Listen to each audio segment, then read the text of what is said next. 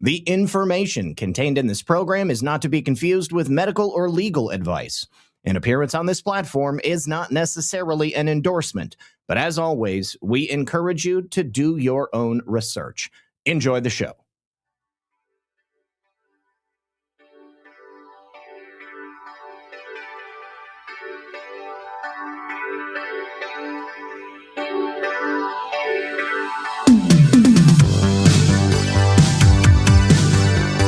Good evening, everyone.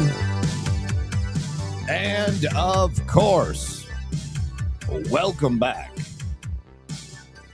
That's right. It's time for another very exciting episode of Red Pill News Live.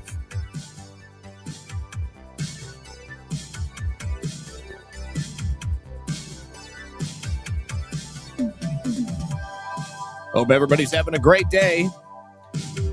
Anthony Fauci, not so much. What a shit show, to be perfectly frank. Yes, Anthony Fauci invoked the Fifth Amendment no fewer than 111 times. He has put himself into legal jeopardy by doing so, which is so ironic because normally you plead the Fifth to keep yourself out of legal jeopardy. We've talked about this before, but Anthony Fauci does not have the right to plead the Fifth Amendment in this venue, in any venue, as it relates to the things that he did while he was working at the NIAID. So we've got a lot from the Fauci hearing from earlier today, and I've got quite a few other things for you as well. So if you haven't yet, my friends, please do me a favor. Hit that like button, the thumbs up, whatever it might be, and get ready to sit back, relax, and, of course, grab your popcorn, because we're going to get into it right after this. Science proves that a healthy immune system is the body's first defense against the smallest of ailments to the most catastrophic. Coriolus Versicolor is the most sought-after, all-natural supplement for both humans and pets to help boost the immune system. There are over 400 studies worldwide on its effectiveness in humans, including Sloan Kettering Cancer Center, MD Anderson Cancer Center, and now from the University of Pennsylvania School of Veterinary Medicine. Together, we can help reverse this terrible tide now plaguing your loved ones and give them the immune-boosting supplements that they need. All right, welcome back, everybody. So, Principled Enigma, I see you out there. He says, if there's anything you can do with the Rumble people that might lift my rant restriction, I'd appreciate it. So I answered this question before, and I want everybody out there to hear this as well. It's not Rumble that is blocking you from being able to send rants. It is your bank that is blocking the transaction from going through to Rumble. So I could call people all day at Rumble for you, and to be quite honest with you, I wouldn't be able to get a hold of anybody in terms of finance any easier than you would. But it's not going to do anything. The only thing that you can do to be able to start ranting again would be to get a different card. Get a different bank, get a prepaid Visa debit card that is for international transactions. Rumble's bank is in Canada. And let's be honest, I mean, the financial institutions as they are do not want to see Rumble succeed because they are going up against some of the largest social media companies in the world.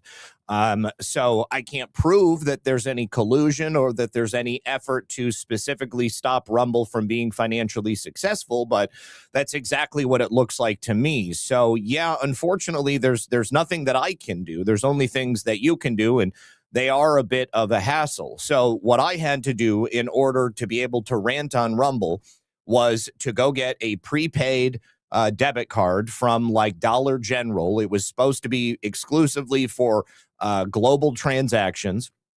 And then I would just load money on that. And then I did that. I had to do that in order to join Rumble Premium, not even just for rants, but in order to have any sort of transactions with Rumble. And my bank, they were literally no help. When I called them, I said, listen, this is a vendor that I wish to be able to transact with. And they said, sorry, there's nothing we can do. So anyways, that's the only thing that I can tell you in terms of advice. It doesn't have anything to do on Rumble's end. It's quite literally on your bank's end. So I need to say thank you to several other people, though, who have been able to rant. That would be Eleanor 2000, who says, I plead the fifth. And then Renee, who says, I plead the fifth also.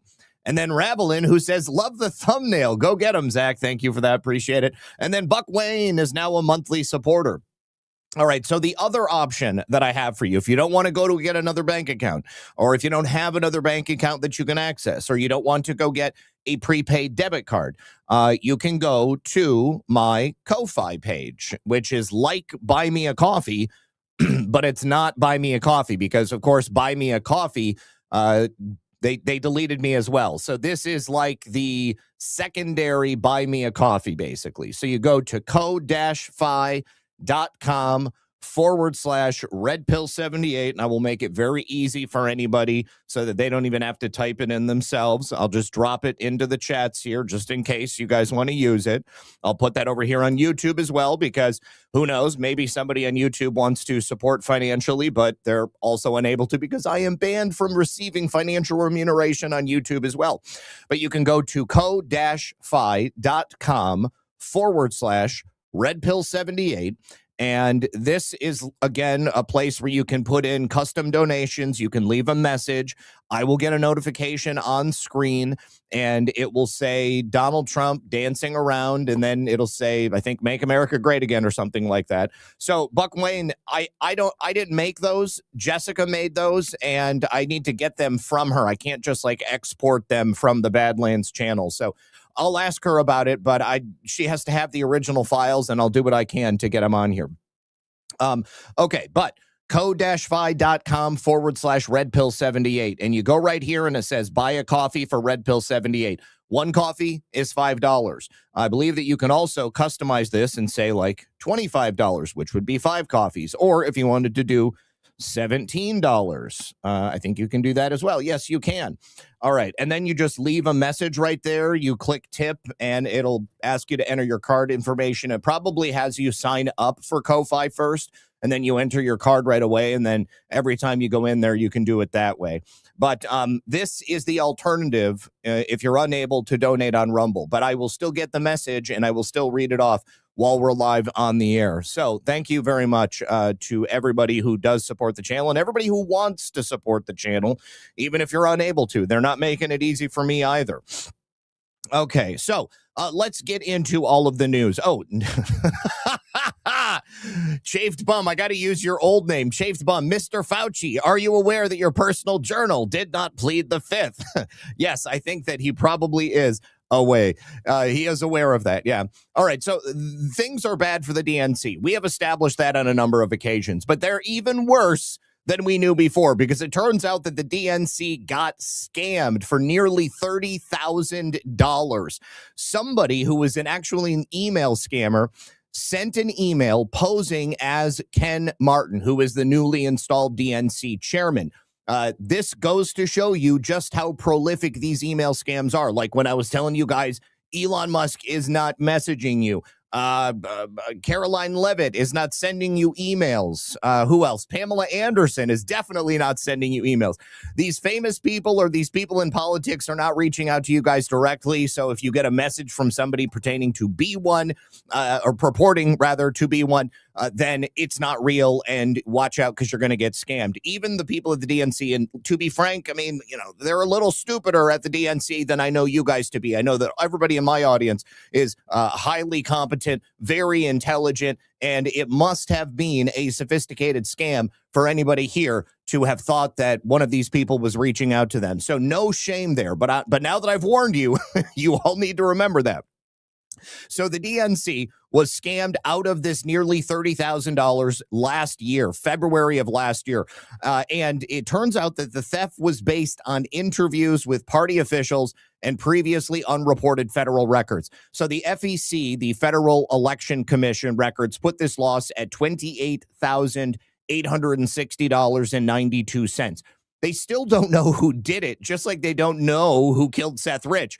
An unknown party sent a fraudulent email to a DNC staffer pretending to be Ken, who had taken over as chairman just a couple of days earlier at the beginning of the month last February. The staffer made this payment that was requested by the email scammer, and then the staffer got fired, it sounds like, or maybe they just left out of shame. So this DNC official said the error was caught within minutes, and it was reported to the committee's bank, which is Wells Fargo. So the committee recovered only $7,000. This is how dire it is, guys. Within a couple of minutes, they said, hey, Wells Fargo, we did not mean to send this money out. Nearly $30,000. Wells Fargo only gave them back $7,000. So this could be potentially very, very devastating for any of you out there. If I was to lose $30,000, I would probably, drive off a bridge. So the DNC acknowledged this loss in an August 2025 letter that they sent to the FEC. They described it as a misdisbursement of committee funds, what's even funnier is that we know that the DNC is actually negative money in the bank. So I don't even know how they actually had this nearly $30,000 to send out to the scammer. The identified transaction was the result of fraudulent activity by an external third party. No shit, Sherlock. The committee wrote this in the letter. They were responding to an inquiry from the FEC campaign finance analyst, a guy by the name of Zak Paine. The committee has no reason to believe that the transaction involved any misappropriation or misconduct by committee personnel, and DNC spokesperson Mia Ehrenberg defended the committee's handling of the incident. She said the DNC takes seriously our duty to protect the funds provided to us by millions of patriotic Americans chipping in to fund our mission. And I'm sure they also take very seriously the many, many more millions of foreign donors who launder that money in through Act Blue. It's a serious, serious thing. The DNC had about $16.3 million on hand, roughly $18.5 million in debt. That was as of June 30th. The RNC, by contrast, reported more than $128.5 million on hand with no debt. And the committee puts its Washington, D.C. based headquarters up as collateral last year to secure a $15 million line of credit. So the $18.5 million in debt that they have, I don't know if that includes the $15 million as part of that line of credit or if that's a separate thing. I don't know.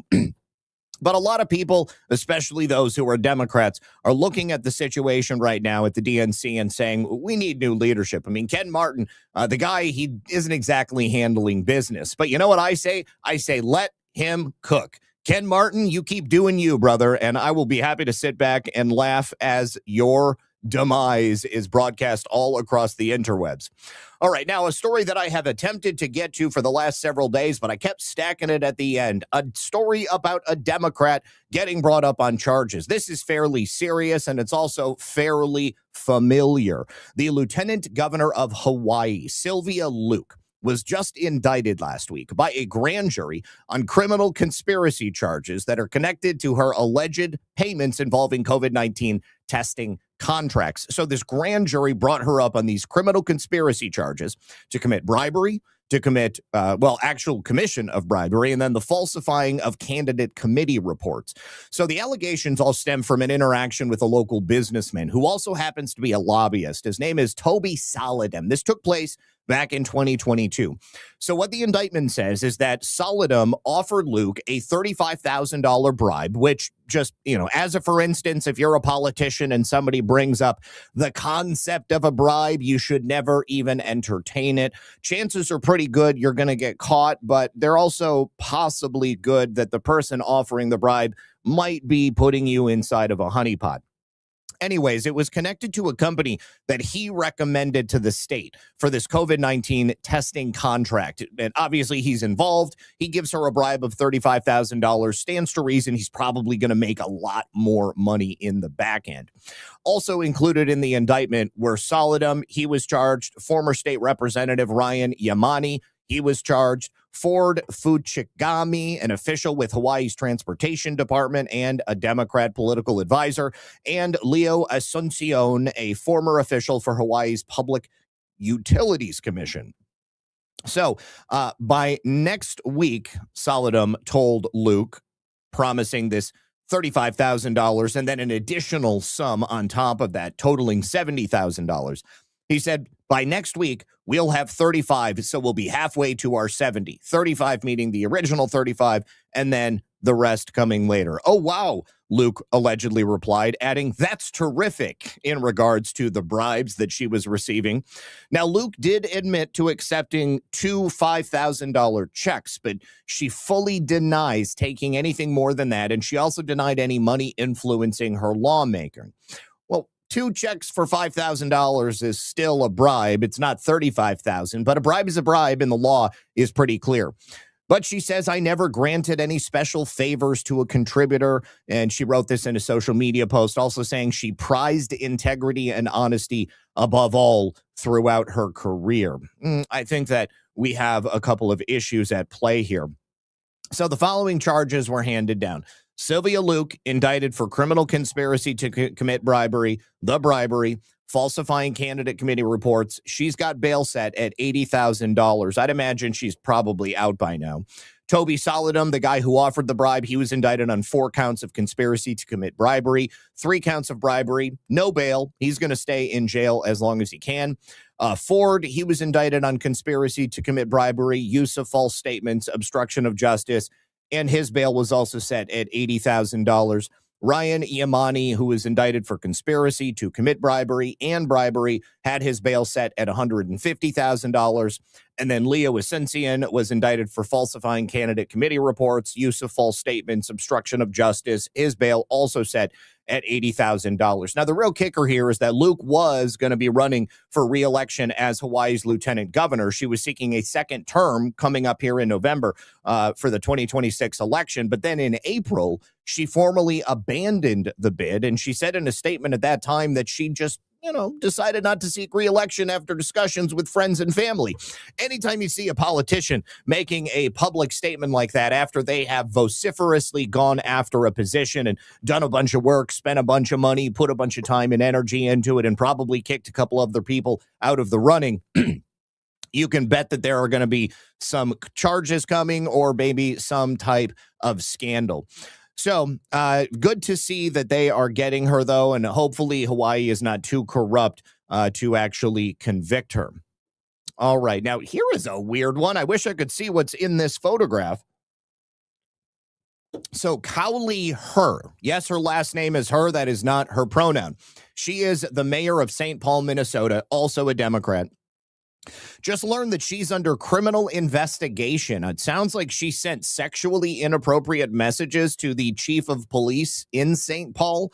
His name is Axel Henry, but she also sent inappropriate sexual messages to other city officials.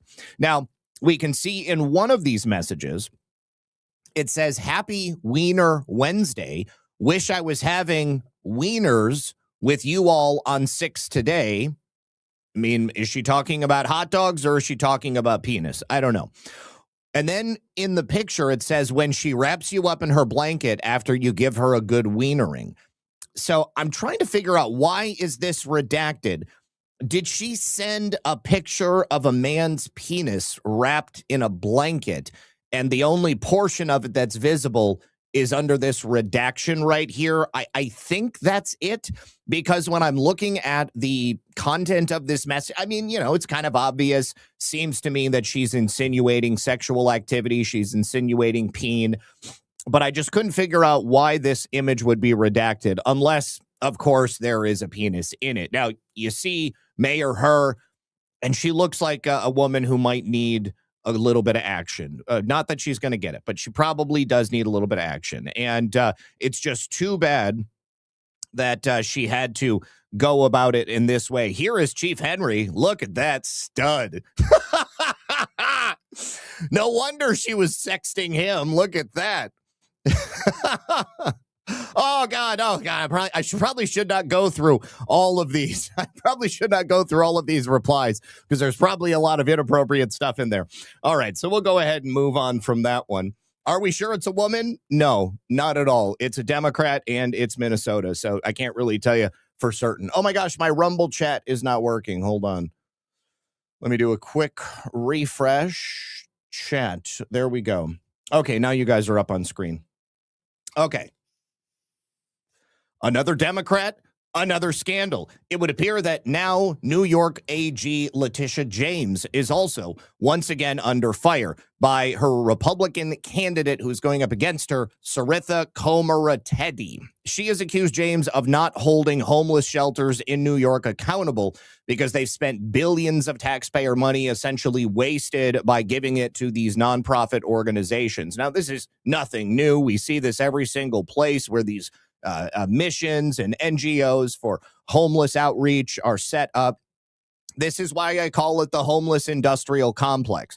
So there was a report back in March from the New York State Comptroller, and it turns out that the city of New York spends approximately $81,700 every fiscal year, well, in the year of 2025 anyways, on homeless people who are not in shelters. So that means that if you're a homeless person in the city of New York, on average, the amount of money that's being spent to like do these programs for you is $81,700. That means, quite literally, that if the state of New York just gave an $81,700 salary to every single homeless person in the city of New York, none of them would be homeless. Every single one of them would be able to take care of their business, get a job, and then they would no longer have to be on the dole. I mean, heck, $81,700 may not necessarily be a lot of money in New York City, but it's certainly enough to get an apartment. And $81,700 in a lot of areas around the country is enough to say that you're in the upper middle income class bracket. But since 2019, the spending has tripled. So it didn't used to be that bad. And the homeless population since 2019 has gone up by about 78%. So Komarateddy made this case that the government spending has increased greatly, but it's not increased the positive outcomes. The situation is even worse than it was before. So New York Attorney General Letitia James is getting run through the ringer. So Komarateddy said, there are really questions about what has happened to that money and why that's happening. The person who should be asking those questions, the person who should be investigating, is the Attorney General. But we all know Letitia James is likely connected to people who are benefiting from this scheme. So, of course, nobody is going to look at it. If we go back to 2024, the New York City Department of Investigation found that 51 city-funded homeless shelters lacked competitive billing, unusually high salaries, and executives who were being paid around $1 million. Now, the New York AG obviously has the power to look into this stuff. They can investigate. They can say, well, hey, why are there no bids for these things? How are they getting so much money? Why is it so profitable to just make sure that people are remaining homeless? Are there kickbacks? Is there fraud going on? Should we do financial audits? I don't know. I mean, these are questions that I think should be asked. But of course, this is Letitia James, and it's the state of New York. So every single taxpayer-funded shelter, according to Komarateddy, should be audited. I agree with her. She also previously criticized AG James over the poor oversight regarding the Medicare Fraud Control Unit in New York. They did nothing until, of course, Nick Shirley and Dr. Oz showed up. Federal authorities had withheld funding because A.G. James had not pursued fraud cases in a serious manner. So there's a lot of criticism for New York Attorney General Letitia James, and I can only hope that a Republican would win that seat so that perhaps there could be an investigation. A boy can dare to dream, but that's about it at this point. Thank you to Filter Dog, who says, we love you unpilled. I love you unpilled as well, Filter Dog. You are a scholar and a gentleman. Also, Moon Baby says, hey there, family. I'm good to see you, Moon Baby. Thank you for hanging out. All right, so we also have word that the FBI have caught up with the most wanted COVID fraud fugitive. This woman who we spoke about when they initially put the list out, Elaine Ann Jean Esco, was recently arrested for massive taxpayer-funded COVID-19 fraud. Now, she was captured in Jamaica by Jamaican authorities. She was living under a fake name. Her name was Harley Newman, and she had been avoiding charges tied to a $32 million pandemic relief fraud scheme. No idea how much of that money she still has left. I can imagine she probably bought a bunch of shoes and handbags and tracksuits and probably cars for everybody that she knows. So I don't even know if any of that money is left. If I had stolen $32 million, I'm just going to tell you guys right now, you would never see me again. I would immediately buy property in a nation where there is no extradition to the United States, and I would be a ghost. But of course, I would never do that. And the only reason that I have the intelligence to imagine what I would do in that situation is the same reason why I would never do that. It's simply dishonest besides being stupid. So she was sent back to South Florida last Thursday after she was arrested. And this case, the search for her, began back in 2025 when prosecutors alleged that she helped to fraudulently obtain more than $32 million in pandemic relief funds. She was indicted back in 2025 on charges which included conspiracy to commit wire fraud, conspiracy to commit money laundering, multiple counts of money laundering, and, of course, federal prosecutors issued a warrant for her arrest when she failed to appear for her initial court appearance back in May of 2025. She had already fled to Jamaica, and, of course, it looks like she's been living there this entire time. I also wonder, how people get convincing fake documents. You see it in movies all the time, hey, I got a guy, I'm just going to go get myself a fake passport and a fake driver's license and a fake birth certificate. How real is that, though? If you just got somebody living in suburbia who does this on the side, when they're working at Kinko's during the week, how realistic is it? How good of a fake is it? And how quickly are you going to be able to get caught? Missy Brash says, thanks for always bringing it, Zach. Thank you for that, Missy. Thank you for always being here with us as well. All right, so good news. More fraudsters getting caught. Love to see it. I want to see every single one of them caught. I want to see all that money come back. And I want to see a little bit of relief for the people of America. Now, also, at NATO headquarters, a Canadian woman who also happens to be of Chinese origin and is suspected of having ties to criminal organizations was just arrested on espionage charges at the NATO headquarters in Belgium. Now, she's an intern, so I don't know how much access she would have had, but clearly working inside NATO, you have the ability to potentially spy on every single member nation. So police made this arrest, and it is fairly significant. This Chinese-Canadian woman, who is an intern at NATO's military headquarters, has been detained on spying charges, and the Belgian police announced it by just, putting it out there on Twitter as well. She is suspected of spying on behalf of a third country and of being a member of a criminal organization. She worked as an intern at NATO's Supreme Headquarters Allied Powers of Europe, which is shortened to make it say SHAPE. It's listed. It's residing in the Belgian city of Mons, but they gave no further details on her identity or the country of origin she is suspected of spying from. Highly doubtful that it's Canada. I love my friends in the chat who are Canadian patriots, but I do not think that Canadian spy organizations have the stones to spy on NATO. China seems like a much more reasonable choice. So the suspect had come to the attention of SHAPE's security service, who reported her to Belgian intelligence officials, according to the prosecutor's statement. Investigators searched her home and her workplace at SHAPE, and then she was arrested shortly thereafter. A SHAPE spokesperson said that there was no indication that NATO or SHAPE operational readiness, command, and control arrangements or any ongoing tasks had been affected. Maybe we will learn some more about this woman in the future, but I cannot say so at this time. All right. Now, I would love to give you an update on a character that we reported on several months ago. Remember when there were all of those social media posts going around of yahoos on the left celebrating the potential murder of President Trump along with the murder of other conservatives? In fact, in one instance, there was a far left owner of a bar in Minocqua, Wisconsin. It was actually a brewery. It turns out that he is learning the meaning of the word karma, because earlier this week, the Milwaukee Journal-Sentinel reported that the state of Wisconsin's Department of Revenue sent a letter to the owner. His name is Kirk Bangstad. If you'll also remember, Kirk Bangstad for a short time had said that he was going to be running for governor of Wisconsin as a Democrat. I believe that his candidacy was officially ended some time ago.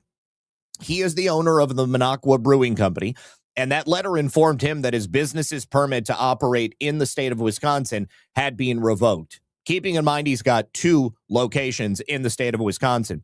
So it turns out that this is all going back to a raid that we talked about back in June. When the authorities came to do an inspection back in June, they seized cans of beer from his company. Now, they said at that time that the beer had been transported from Illinois without the required permits and taxes. So Kirk was attempting to get out of paying liquor fees and taxes, didn't also want to pay to get the licenses, and he was just trying to make a couple of extra bucks. Anyways, that couple of extra bucks, I hope it was worth it, because now he's not going to be able to run his brewery in the state of Wisconsin. He was very, very angry about this, and he vowed to fight back when they told him he was no longer going to be a business owner. As you can imagine, I'm not taking this lying down, he wrote in a post on Substack over the weekend.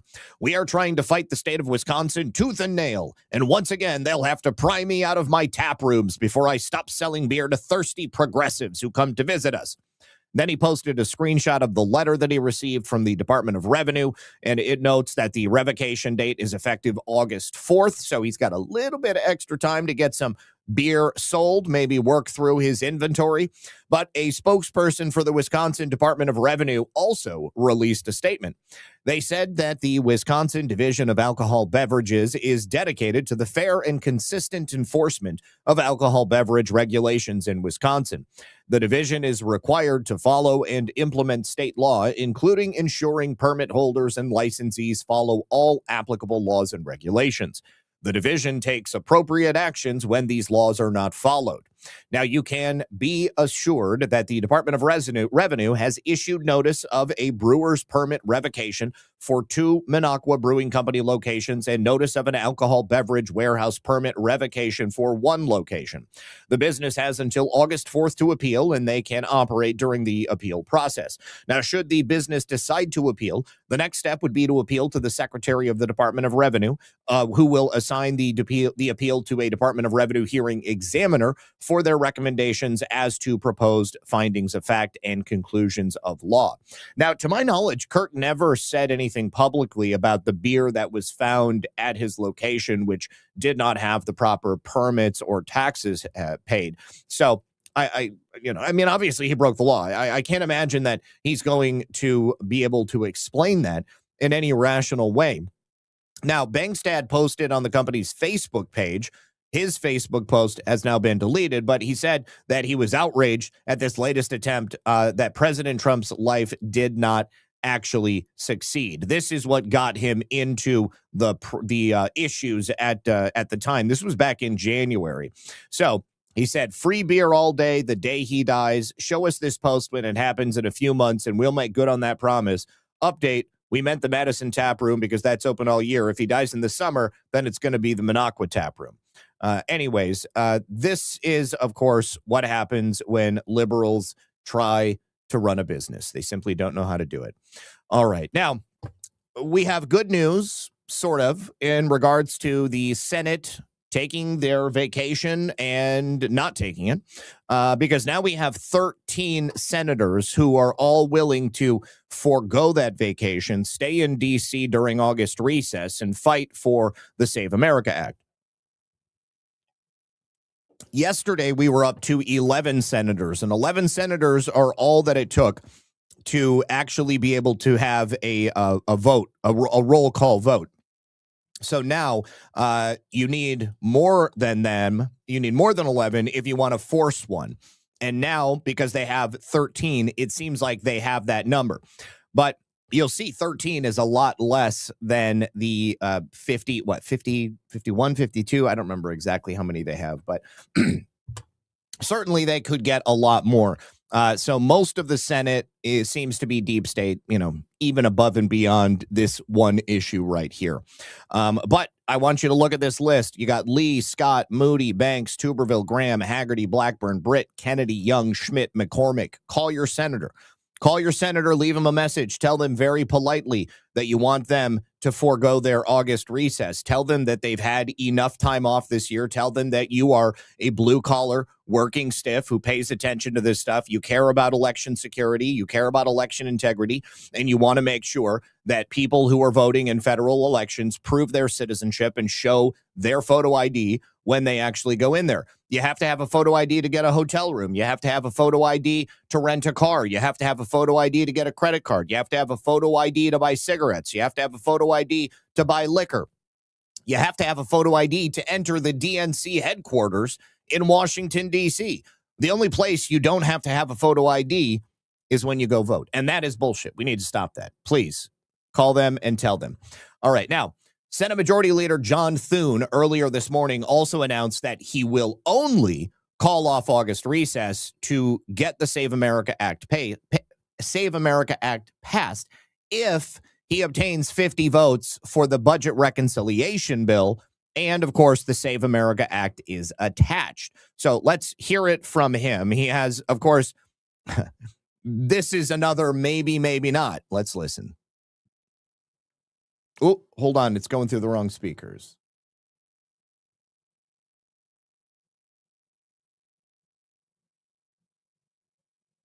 With the August recess, now that about 12 of your Republican colleagues are calling to stay behind on the recess and work through getting their act passed? I'm for anything that we can do to get the Save America Act passed. What I always ask, the question I always ask is, what is your picture of victory at the end? What is the end game here? And if in the end game is getting photo ID and proof of citizenship, you dolt. fact, staying here for the month of August means that we assume at some point there are going to be 10 Democrats who cross over and vote for the Save America Act. I think we can stay here till Christmas. That's not going to happen. And the other thing I would say about that is that there aren't going to be 50 votes to get rid of the legislative filibuster. So if budget reconciliation is a path forward, if we conclude that there is actually a chance to get an outcome or a result there, I'm open to do it. And I think all of our colleagues would be open to staying around here if that were true. But I think that we have to see, first of all, that can be proven to be the case. And but I don't think, having a Congress, Senate sitting around here for the month of August in quorum calls or having to vote on Democrat amendments is probably a good use of anybody's time. So we will see and see where the conversation goes. Yeah. The Democrat amendment issue is a non-starter because there won't be enough votes to get any Democrat amendments added or passed. So what? Who cares? Again, you've gone on vacation 4 times this year already, Thune. This man is weak. He is spineless, and it doesn't look very good for him. Now, take a listen. Here is President Trump in the Oval Office earlier today being asked his reaction to John Thune making that statement. On Leader Thune, what's your reaction to him saying that there's no evident path to success on killing the filibuster or passing the Save America Act? Well, that's too bad for him. I mean, that's too bad for him and too bad for the Republican Party. Do you believe that he's got the votes? He should get it done. He should be able to get it done. He should be able to get the votes done. Now, did you hear him? He said it's too bad for him. A lot of people have been wondering, when is President Trump going to drop his support of John Thune? That was a careful, subtle jab at John Thune. But this one is a little bit more direct, although still fairly indirect. Senate Majority Leader John Thune, after the comments you heard regarding Save America and some other stuff, do you think he's still the man for the job? Well, we're going to find out, and I'll let you know. Mr. President, it was a beautiful service yesterday. Do you think he's still the man for the job? We're going to find out. What do leaders do? Well, I mean, besides the obvious, leaders lead, but in the Senate, leaders get votes.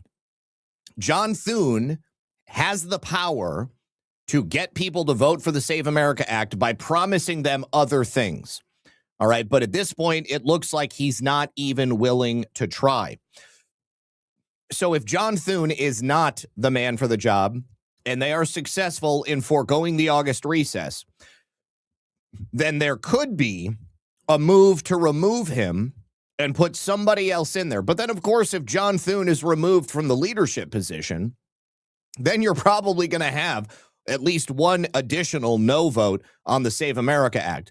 But budget reconciliation is still a possibility. Now, based Mike Lee had posted something else in regards to that, and I actually meant to bring it up, but I didn't, and so I need to grab it from his timeline real quick. Basically just talking about the pitfalls of budget reconciliation. Now, but everything has pitfalls, and obviously right now we're staring in this like dead space where nothing seems to be happening. Okay, that is the wrong one. Hold on. Okay. All right. So, but if they were to stay in session and they were to debate using the filibuster, as we've talked about on so many different occasions, that's the way you get people to relent.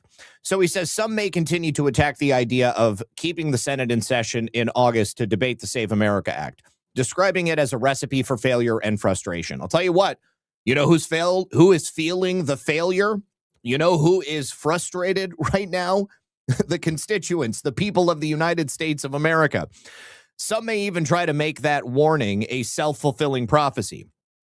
It need not, and I believe will not, in the end, failure if we follow the simple approach I've outlined, informed by centuries of Senate custom and practice. Based Mike Lee should be the leader of the Senate. There may be other ways to skin this cat, and I'm certainly open to other options. Budget reconciliation could be one alternative, but it's a far more complicated way to achieve the same ends, one that has far more points of potential failure than the true talking filibuster. Also, as time-consuming as the talking filibuster can be at this point, it might be the only option we have to complete before the election in November. Regardless, I'm confident that the approaches I've described, if followed, would put us in the best possible position to pass the Save America Act. If someone's got a better idea for how to give us the best possible shot, I'm all ears. But in the meantime, we can't let the naysayers win simply because we can't guarantee victory, which is exactly what Thune is suggesting they do right now. Oh, well, I can't do it, so let's just go home. I want to go to the beach. All right. Now, Harmeet Dillon has now responded to New Jersey Governor Mickey Sherrill, in addition to her public statement yesterday that she will not be handing over those 6,600 illegals or non-citizens that were on the voter rolls. She also sent a letter to Harmeet Dillon at the Civil Rights Division. She said, I write in response to your letter dated July 21st. She waited a full week. Earlier that day, I announced that a serious system error at the New Jersey Motor Vehicle Commission between June of 2023 and June of 2024 led to an improper voter registration of thousands of individuals through no fault of their own. New Jersey's Division of Elections is working tirelessly in coordination with county election officials to rectify this error. With no legal basis, she says, you requested that I provide extensive personal information about thousands of New Jersey residents. Providing this information in response to your request is limited by federal laws, including the Privacy Act, the Driver's Privacy Act, and there are further privacy restrictions under state law. And then she lists them off. Here and always, I remain committed to protecting New Jerseyans' personally identifying information. We have responded to your filing in the litigation in United States versus Caldwell. We will continue to ensure that New Jersey's elections remain free, fair, and secure. Obviously, they are none of the above. So Harmeet says, Governor Sherrill's refusal to cooperate with federal law enforcement does nothing to protect law-abiding New Jersey voters. New Jersey has a deep legal duty to keep ineligible voters off its rolls, and our request is grounded in that legal authority. DOJ will get this information through all legal means. So there must be some type of a court appearance that is going to be coming up, some type of filing that the DOJ is preparing.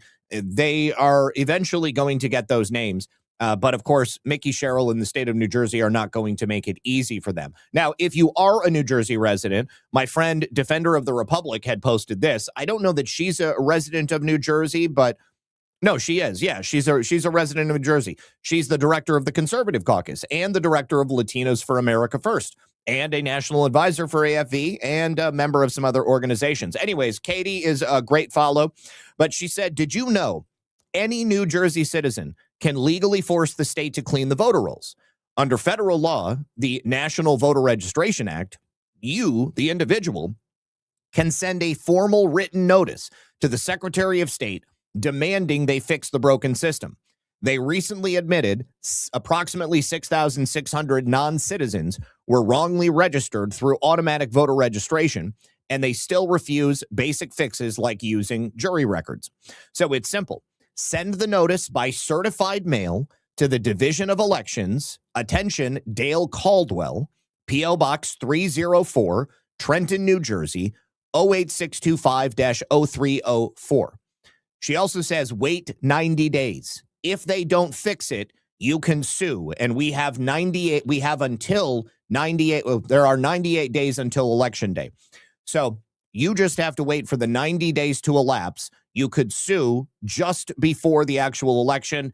And if there were, say, tens of thousands of New Jersey residents who did this, and all of them came together in a class action, or if there were just tens of thousands of filings for cases against the state of New Jersey by people living there, well, you have to wait 90 days, because if they don't fix it, then you can sue. What I'm saying is you do this right now, and as of yesterday, there were 98 days until the election.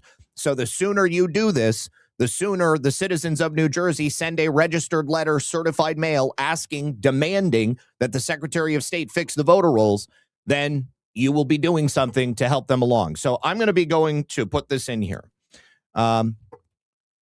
Okay, so Cadino, for them to, okay, listen, don't be a John Thune. Don't say it won't work. It's too late, okay? You've got 97 days as of today, okay? If they don't fix it in 90 days, if there's no announcement, then you can sue them, all right? And for them to clean the voter rolls, it's a spreadsheet, okay? That's all they do, like this. What I'm trying to do, and what I'm trying to give you, the residents of New Jersey, the power to do, is to use your power to go and put pressure on the state of New Jersey and show them that this is not just Harmeet Dillon. This is not just Donald Trump. Okay, there are literally tens of thousands, if not millions, of the residents of New Jersey who want to see this happen. 45 minutes. That's all I'm asking. 45 minutes of your time for an exercise in Republican government. Okay, please, you guys, do not tell me that this is impossible, because it's not impossible until the election is actually here. So I am putting this into every single chat. This is Katie's tweet, so that you can get the address, because I'm not going to write it down and then type it into the chat for you. If you want to follow Katie, she is at RealDefender45 on X. You can find it there. Please, I also retweeted it earlier today, so if you just want to go to my Twitter, then you can find it there. But if you're a resident of New Jersey, please use 20 minutes of your time. Send a certified letter. Okay, do it. It won't. How long is that really going to take you? Really, 20 to 45 minutes. That's a very, very small amount of time. And as far as you suing, you've got 90 days to figure out how to do it. All right. Continuing here, let's take a look at part 2 of the declassified election files from my good friend Brian Lupo, aka CanCon, at the Gateway Pundit. So, in part 1 of the series, this obviously took a look at the declassified documents released recently by the Trump administration. There was that one CIA note that we looked at, and before looking at Brian's article here, where they examined the troubles with Venezuela's electronic election manipulation system that they had built, the capabilities they had developed between 2004 through 2020. It was obvious to the CIA that election manipulation had happened, was happening, ongoing, not only in Venezuela, but in a number of other countries around the world.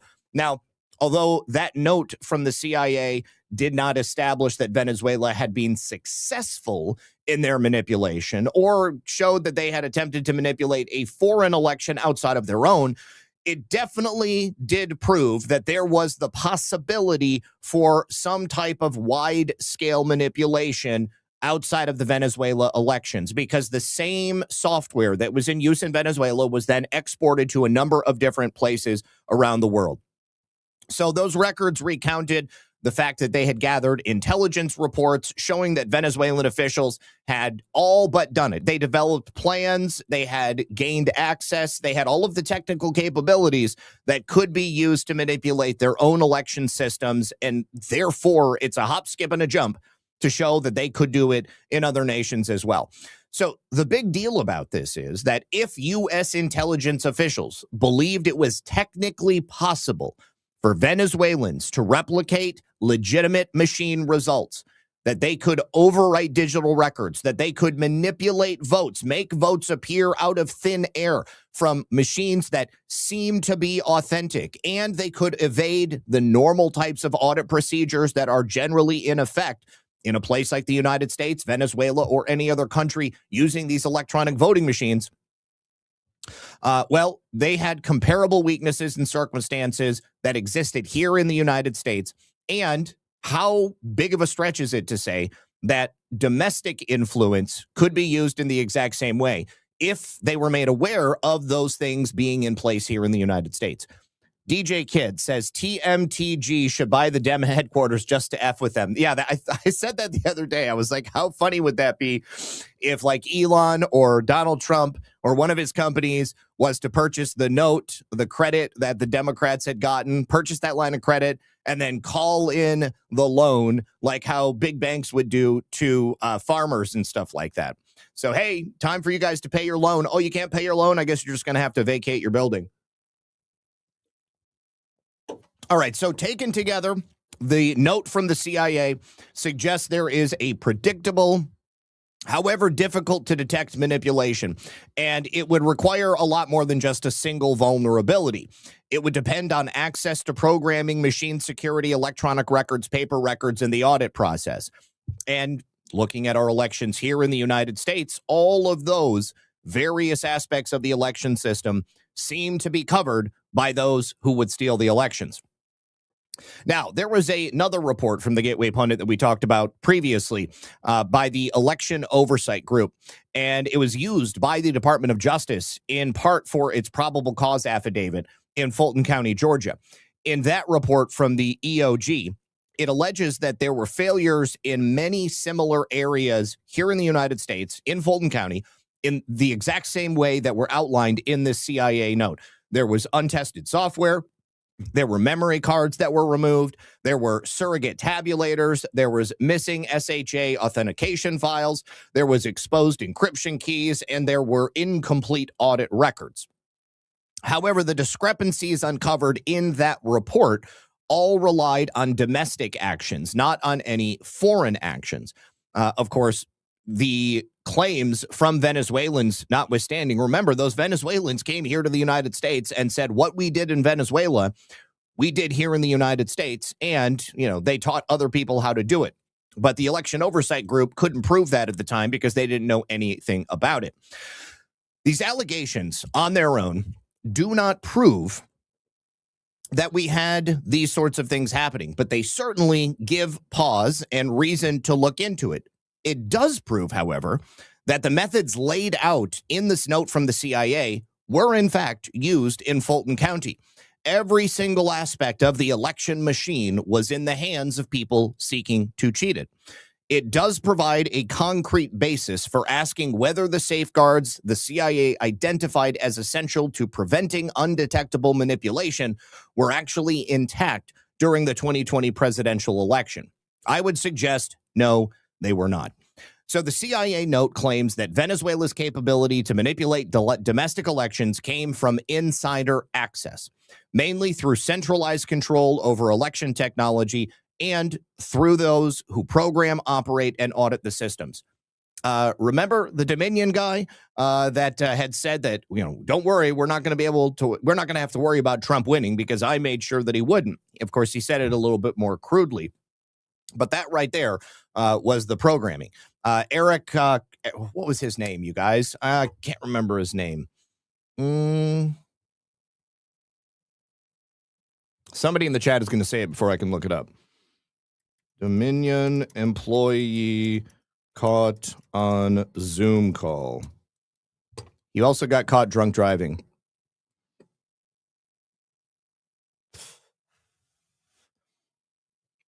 Eric Coomer, thank you. Eric Coomer. All right. Yeah, Eric Coomer said, don't worry, I got this.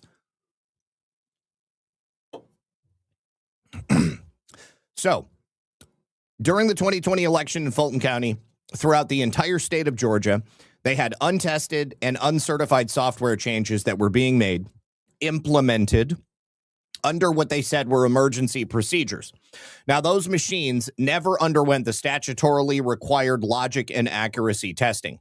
This is fairly indicative of the access to programming that was laid out in the CIA note, accounting for 315,000 of the 528,000 ballots that they cast on untested machines during the election in Fulton County in 2020.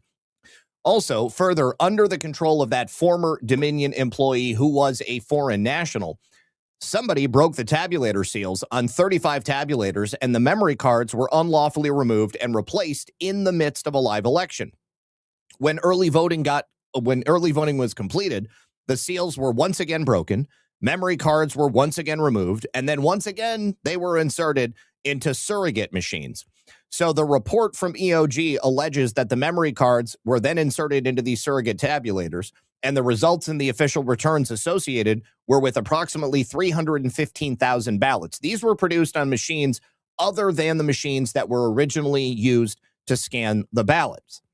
The CIA note also described a Venezuelan technique that was designed to replicate digital hash files to the central vote counting database, also to mimic real voting machines that favored the ruling party, also to overwrite hash files of voting machines that favored the opposition, also to make altered votes appear to originate from legitimate voting machines. This sounds very, very familiar. And if they did it in Venezuela, I don't know why they wouldn't attempt to do it here as well, especially considering the fact that the CIA had long history down in South America.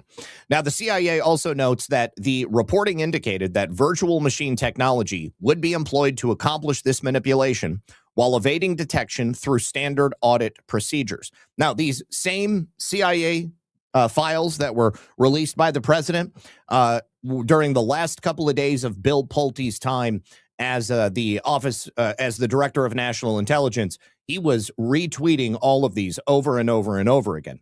So they're fairly important to pay attention to. Regarding the hash files, Fulton County was only able to produce 16,038 hash files out of the 148,318 absentee ballot images. The reason that's a problem is because each ballot image creates a unique hash file.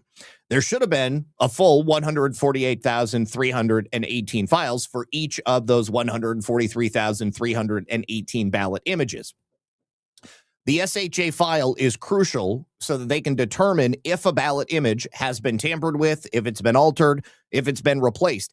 In the event of there being an audit or an investigation being conducted, this is highly important because otherwise you're just using junk data to do a junk audit.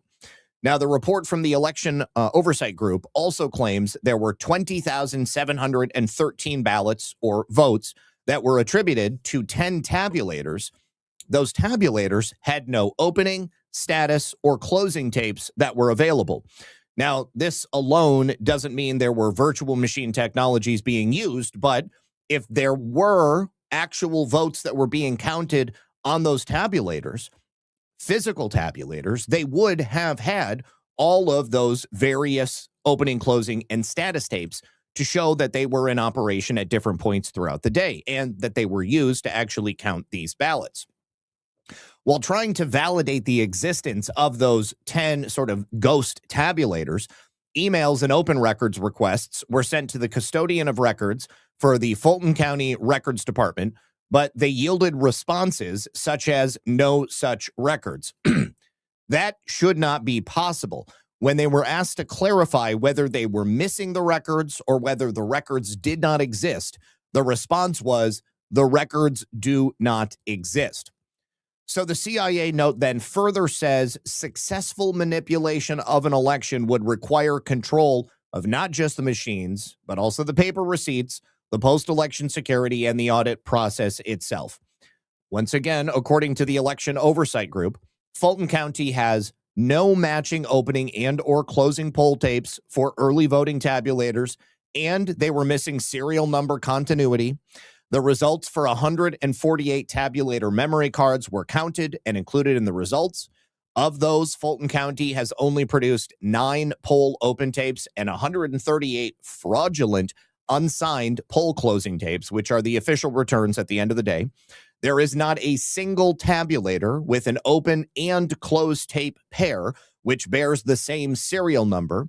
So therefore, they could not have been validated or reconciled, which is required by law if the election is to be held in a free, fair, and secure manner. There were also no credible records for those 10 machines and more than 20,000 accompanying ballots. There was missing voter check-in and numbered vote records. Fulton County failed to create and maintain a manual record of in-person voters who cast a ballot at each polling station. This is called the numbered list of voters. This is required by Georgia law. Fulton County's willful failures left no metric for the number of ballots cast, with no list of voters who cast a ballot, no way with which to determine how many ballots there were supposed to have been cast for early voting, and there were 17,852 missing recount ballot images that were missing from the candidate-requested recount. There was a purported machine audit that examined only 18 out of the approximately 35,000 machines. So at the end of the day, the Election Oversight Group's Fulton County report never alleges there was any Venezuelan involvement. Instead, it alleges that several of the same operational procedures that were identified by the CIA as necessary for difficult-to-detect election manipulation were 100% used in a domestic situation in Fulton County. You had the insider access to election systems. You had the untested programming changes. You had removal and substitution of memory devices. You had production of official returns on surrogate machines. You had missing authentication files. You had broken machine provenance. You had destruction of election records. And you had an audit process that was allegedly incapable of determining whether or not tampering had occurred. And I'm looking at this, and I think we are comparing apples and apples. The process that they describe in this CIA document for what they developed down in Venezuela seems to be the exact same process they developed and implemented in the state of Georgia.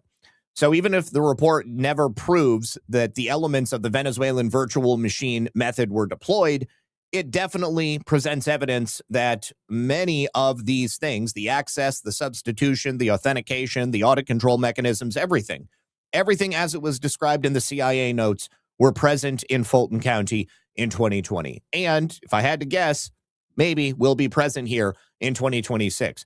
But based on that information and the information the CIA has now released, every single person should be asking themselves, why aren't our elections being taken more seriously?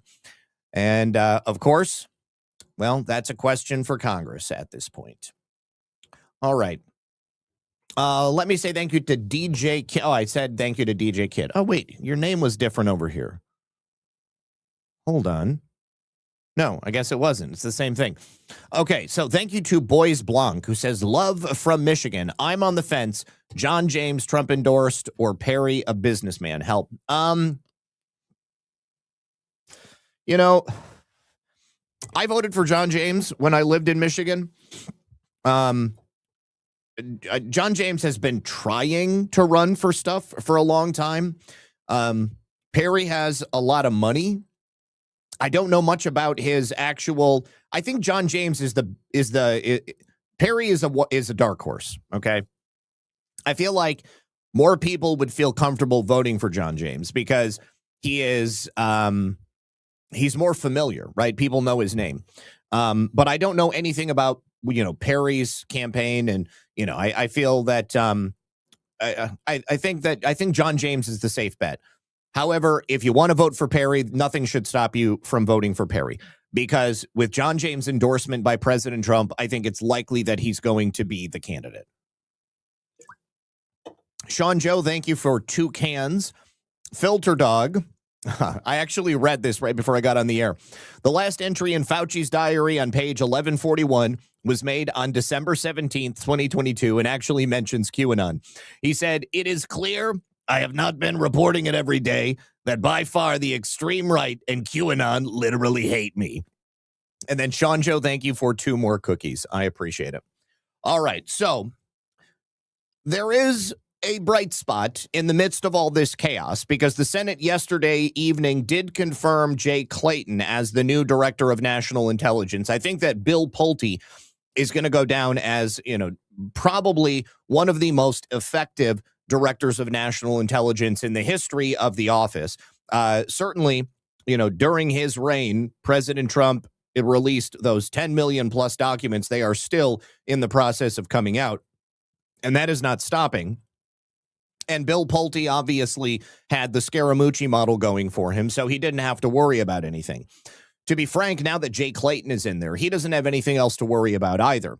Likely, as long as he does a good job, he will be the director of national intelligence for the remainder of President Trump's time in office. So Clayton was the former SEC chairman, and he was also the previous U.S. attorney for the Southern District of New York. President Trump said that he did a great job there. And President Trump congratulated Jay Clayton after he was confirmed. He said, "Congratulations to the great Jay Clayton on his confirmation by the U.S. Senate to be the next director of national intelligence. Jay is outstanding in every way and will do a spectacular job as director. President Donald J. Trump." Also, Bill Pulte yesterday on his last day had announced that fifth and near final round of terminations. So as of yesterday, they were down by 30% from where they were when Bill Pulte came in. They had already had several rounds of firings while Tulsi Gabbard was there. And from the sounds of Bill Pulte's statement on X yesterday, Jay Clayton is going to continue doing that work. Pulte also said the intelligence community must protect the American people, not the political whims of the bloated and corrupt elite class. So all I can say is that I really hope that Jay Clayton is going to do that. Now, we actually do have a statement from President Trump from the Oval Office where he was asked if Clayton was going to continue the work that Pulte was doing, which was a continuation of what Tulsi was doing. And President Trump said, yes, he's actually just going to pick up right where Pulte left off. Jay Clayton, he was just confirmed by the Senate. Yeah, he's great. Would you like to see him continue with Bill Pulte's work at exposing election? Oh yeah, sure. I'm sure he will. Bill did a great job, and Jay has just been confirmed. And he's outstanding. He was the head of Sullivan and Cromwell for many years, and he's very outstanding. And I think he's going to do a fantastic job. And Bill was great. Yeah, please. Mr. President, in light of advanced chat. All right. So, Cadino, I see your question. I believe, and I said this the other day, the actual date escapes me, but I believe that Blanche's confirmation date is set for the first week in August. Now, the problem there is that it looks like John Cornyn is not at this point supporting Todd Blanche because he's a big crybaby and he's upset that President Trump didn't endorse him. By not supporting Todd Blanche, he's essentially showing that he was never the man for the job. He doesn't care about the citizens of Texas and he doesn't care about the citizens of the United States. He only cares about himself, and he's looking to get what he can. Apparently, he has made demands of the White House and of Senate leadership. And I don't know what that is, but he said on X yesterday that the White House, he said they know what they need to do, basically, to get my vote. And so he is essentially holding that vote hostage. But we have, roughly a week and a half to see what we can do to convince those people. Not me, not you, but, them in Washington, D.C. And I can imagine that, that those conversations are going to happen. I think that Blanche will be confirmed. And I think there's a strong possibility you're going to have a couple of Democrats that are also going to be voting in favor of him. Certainly, what's his name from Pennsylvania? Big guy with the stroke. Can't remember his name. He's definitely going to be voting in favor of him. All right. Now, before we begin the conversation about the Fauci testimony, I've got so many clips we have to go over. I have a brief message from today's sponsor. Thank you to everybody for hanging out with us. If you haven't yet, do me a favor, hit that like button. Thank you to Sean Joe for another cookie. John Fetterman. That's right. John Fetterman. All right. So if you guys are like me and you've got a dog at home, then you already know dogs are a lot more than pets. They are part of your family. There's a reason why they call them man's best friend. And it turns out that our founding fathers also felt the exact same way. Great men like George Washington, Thomas Jefferson, several of the other founding fathers, the men who helped build this country, all had loyal dogs by their side. And some even traveled with them during the Revolutionary War. And that means they were present for some of the greatest, most incredible moments in American history. When I found out about this, I thought that's a great way to get kids interested in learning about America's history. And as it turns out, the Kids Guide is doing just that. They've got a guide called The Kid's Guide to the Founders' Furry Friends, and it shares the true stories of the remarkable dogs that belong to America's founders. It's beautifully illustrated, it's easy for kids to enjoy, and it teaches them about the people who shaped our country through the stories of the most lovable companions they kept with them. And let's be honest, getting kids excited about history isn't always easy, but you tell them that they're going to learn about George Washington or Thomas Jefferson's dog, and they might find that to be a little bit cooler. So if you've got kids or grandkids who love dogs, this is going to be a lot of fun for them. They're running a special offer right now that includes the Kids Guide to the Founders' Furry Friends, along with some other freebies. So if that sounds like something your family would enjoy, head on over to freeusadoggift.com. That is freeusadoggift.com, and get yourself a copy of it today. Thank you very much to them for supporting the program. All right, you guys. Okay, so first of all, it is official. President Trump and the administration have fully 100% banned gain-of-function research. This came down yesterday. I'm certain it was done in conjunction with Anthony Fauci's testimony from today. But the Trump administration announced that they have now officially banned all forms of gain-of-function research. Why? Because it has the potential to threaten lives and undermine national security if not properly restricted and controlled. Now, previously, there had been an executive order that President Trump signed banning federal funding for gain-of-function research in certain places like China, obviously where the Wuhan lab is. But now the state and health and human services departments claim that although biomedical research has produced life-saving vaccines and medical breakthroughs, it must never come at the expense of public safety or national security. So those two departments said in a joint statement that an America First approach to scientific research means ensuring that taxpayer dollars are never used to support dangerous gain-of-function research, whether it's in the United States or abroad. So the new policy prohibits federal support as well for gain-of-function research. That means like we're not going to do it and we're not going to pay for it. And it strengthens oversight of other high-risk scientific research. Plus, it restricts funding for research conducted in countries that lack appropriate safety, security, and oversight standards. Scientific leadership requires both innovation and responsibility, State and Health said. The U.S. will continue to support biomedical research that develops vaccines, therapeutics, diagnostics, and other life-saving medical countermeasures, while at the same time ensuring that the highest risk research is subject to rigorous safeguards. So we encourage our international partners to join us in ending dangerous gain-of-function research and adopting strong biosafety and biosecurity standards that make the world safer, secure, and better prepared for future biological threats. So this was a policy that was developed by Undersecretary of State Tom DiNanno and NIH Director Jay Bhattacharya. So that is good news. Gain of function is no more. All right. So in preparation for Anthony Fauci's testimony earlier today, I thought it might be appropriate to see if there were any clips out there of Anthony Fauci talking about his willingness to testify and his actions that he took during the pandemic. This is a clip from CNN, Anthony Fauci, sort of pluming his feathers back in 2022, saying that he would love to testify. He's got nothing to hide.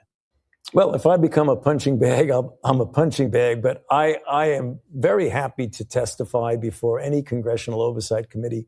I have nothing to hide. I can explain and validate everything that I've done. So, you know, it's going to be inconvenient if they actually are out there essentially threatening to make my life miserable. But I'm going to do what I need to do, and that is cooperate fully because we have nothing to hide at all.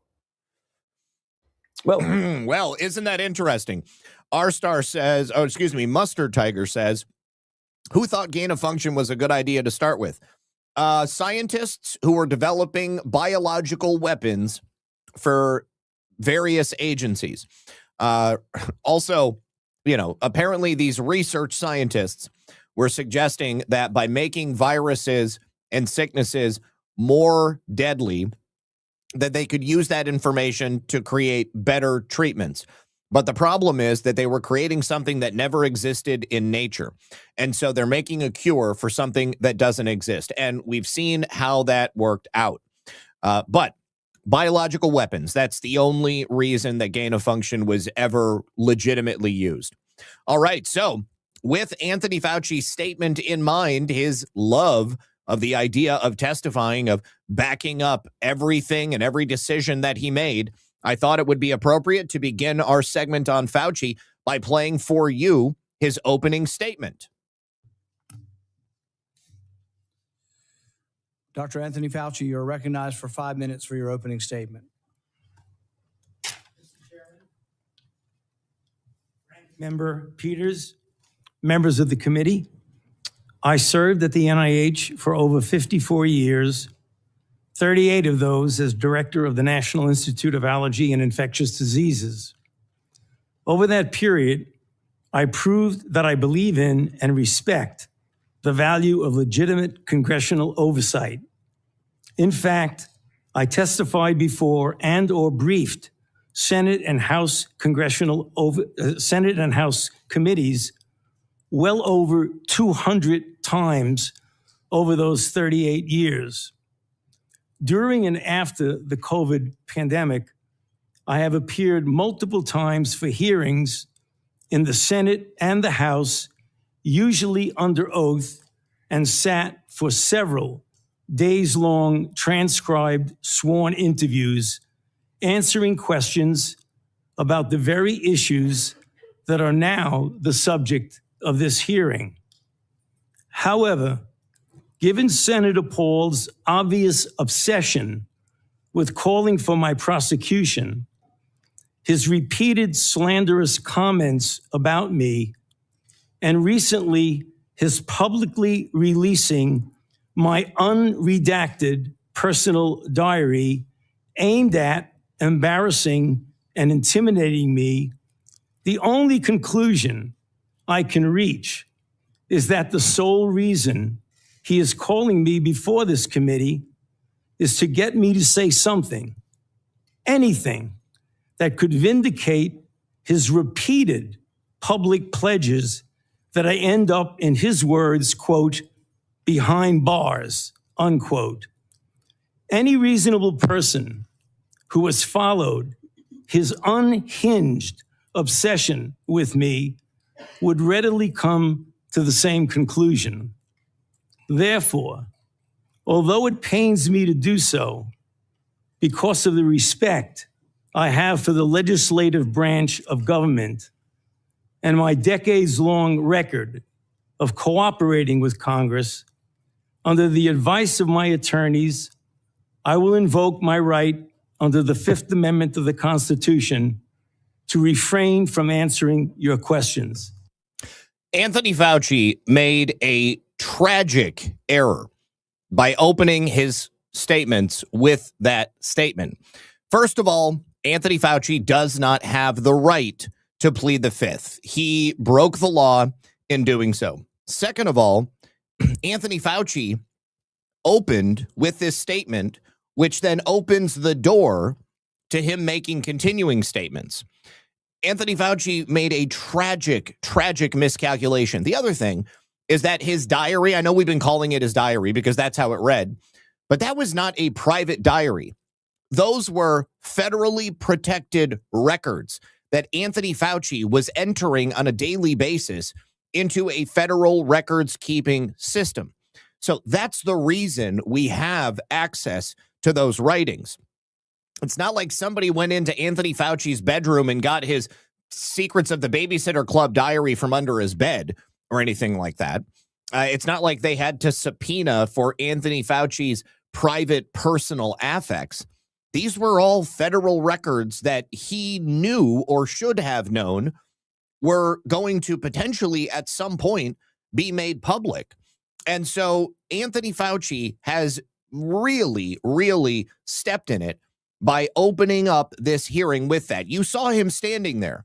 The first thing they do before they have you say anything is to take the oath. Okay? He swore to tell the truth, the whole truth, and nothing but the truth. And if he did have the legal protection of the Fifth Amendment, he would have opened by saying the Fifth Amendment, invoking his privileges on it, under it, and he would have said nothing else. But instead, he couldn't help himself. He's such a narcissist. And I know that everybody is labeled a narcissist in today's world, but Anthony Fauci truly is a narcissist. I'm not a psychologist or a psychiatrist, but I've seen enough to know that. Now, you'll also be happy to know that until you hear Anthony Fauci invoke the Fifth Amendment, that will be the only statement Anthony Fauci makes during the course of his testimony today. Now, here, Rand Paul directly addresses the fact that he is actually committing obstruction by an investigation of Congress, and he is placing himself in legal jeopardy by doing so. The chairman has denied your assertion of privilege and directed you to answer, but you nonetheless refuse and stand on privilege despite the existence of the pardon. The committee will have to consider after this hearing what appropriate action should be taken against you for the failure to testify after being directed to do so. It's against the law to obstruct an investigation of Congress. There will be repercussions to your refusal to testify today. Senator Peters. Yes, the repercussions will be coming, and Rand Paul lays them out pretty clearly. But here he goes into just a little bit more depth because Anthony Fauci refused to answer. He, to be clear, invoked the Fifth Amendment on 111 different occasions. And Rand Paul gave him the proof that he did not have the right to invoke the Fifth Amendment. I'd like to ask unanimous consent to enter into the record a letter from the Department of Energy that confirms during Anthony Fauci's tenure that Bill Gates was given Q security clearance from 2014 to 2021. First of all, I wanted to make sure you guys heard that too. Bill Gates was given Q clearance from 2014, which is the beginning of Dr. Anthony Fauci's pardon, until 2021, of course, during the time that he was still under this overly broad blanket immunity from any crimes he might have committed.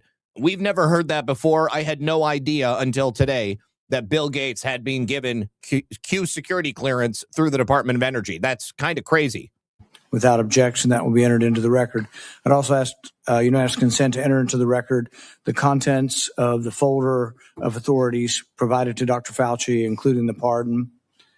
So that folder that he just delivered to Anthony Fauci and his lawyers, because he had like a team of legal minders there, included all of the relevant information to explain to him why it was that he doesn't have the right to invoke the Fifth Amendment.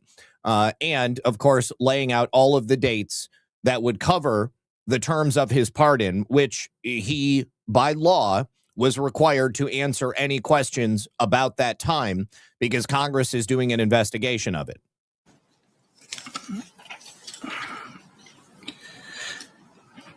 Let's be clear today, what we've seen. I really did want to hear from Dr. Fauci. I wanted to hear perhaps an apology, perhaps some semblance of being sorry for what happened, or that. Also, anytime Fauci's on screen, pay attention to his body language. He was practically squirming the entire time. And every Republican that confronted him or asked him questions, we don't have time to watch all of them, but his reaction is very, very telling. Judgment errors were made. We didn't hear any of that. But he was subpoenaed here to testify, refused to answer any questions, even after being directed by the chair and being advised of the law requiring him to do so. He has cited a privilege that is unsupported because of his blanket pardon and because he waived the privilege by testifying at the start. I'm going to give you one more opportunity to comply with the law, limited to the period of your pardon. At any point between January 1st, 2014 and January 18th, 2025, did you destroy any federal record or tell anyone else to?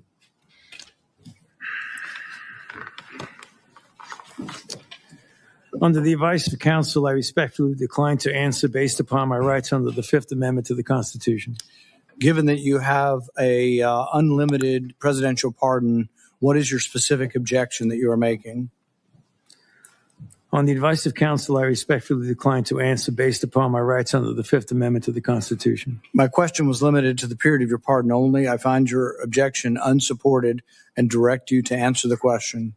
Now, Rand Paul's specific stipulation of questions regarding the duration of his pardon means that there is no confusion, and it also further pins Anthony Fauci down for the crimes that he has committed by willfully refusing to comply with the subpoena.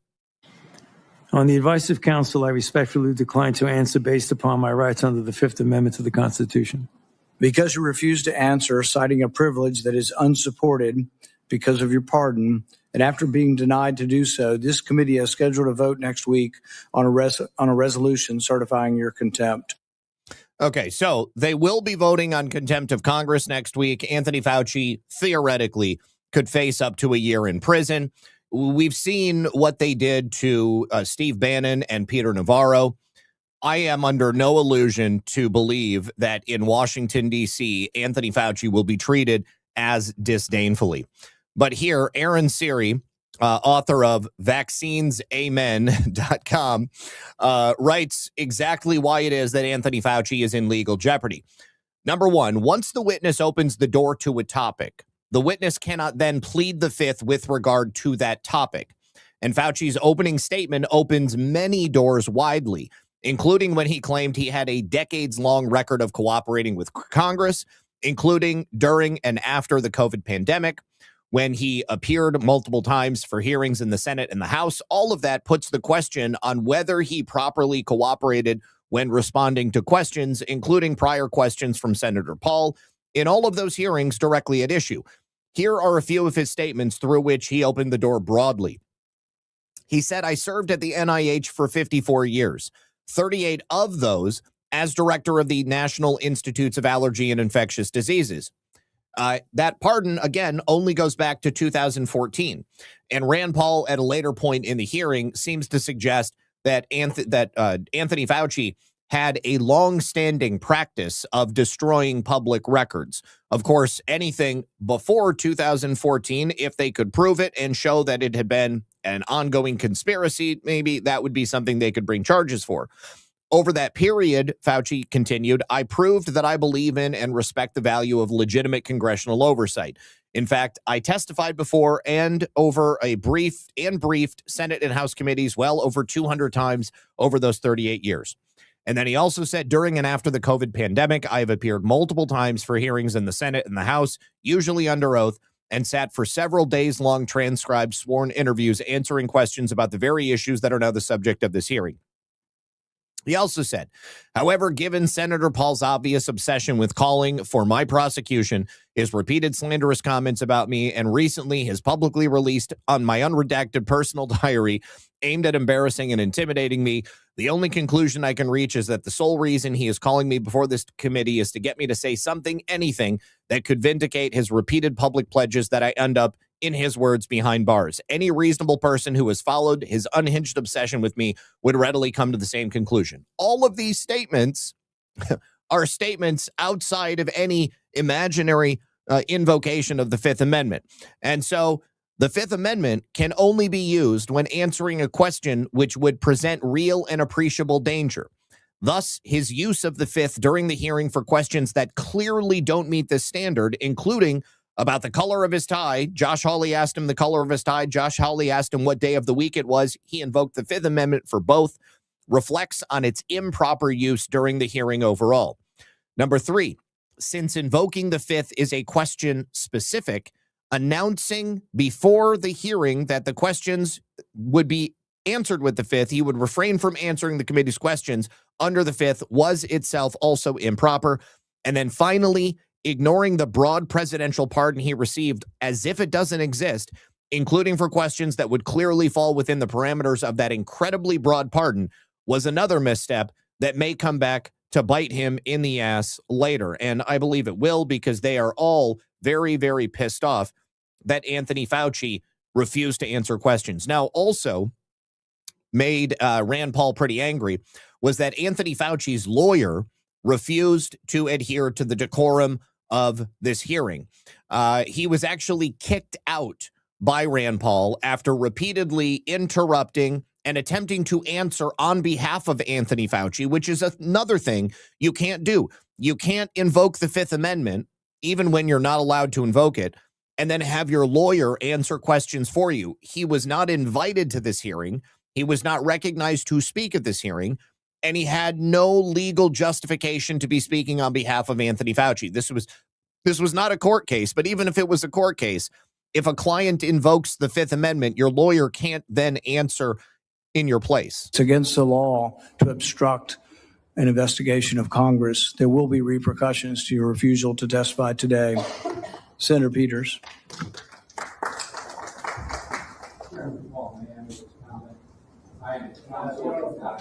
You're not recognized. You're not recognized. If you are unruly, you will be removed from the proceeding. You are not recognized. Take a look. You see, Anthony Fauci has his lawyer sitting right next to him at the desk. That's not what he's supposed to be doing. And you are not recognized, sir. Sir, you are not recognized. You are not recognized. Security, we'll hold off. But you will respect these proceedings. You were told not to sit at the table. You insist on sitting at the table. And we told you would not be recognized. You are not invited here for testimony, sir. You are being disruptive. Would you behave this way in a courtroom? No, because the judge would put you in jail. I can't do that today, but I can have you escorted from the premises. So I would say, sir, sit quietly and don't say another word. I said, sit quietly. You are not recognized. Another word and you're gone. Keep going. So, Mr. Chairman, I'd like to hear what the attorney has to say. He is not recognized by the committee or the chair. If he speaks again, he will be removed from the room. This testimony is from Anthony Fauci. This is not a game with his lawyers. He can advise. His lawyers can give him advice. He's got a half dozen here. They're all allowed to talk to him. Yes. All right? Yeah. But the attorneys are not recognized. In fact, the attorney was told not to sit at the table, and he's not obeying that recommendation. There's a row behind you, sir. That's where you were told to sit, and you're not. And now you're disrupting the proceedings. And so, look, this is the way Anthony Fauci wants to be remembered. For a lawyer not listening to the rules. That's the way you want to be remembered, and that's what you're going to do. You are not recognized, sir. Security, please remove him from the room.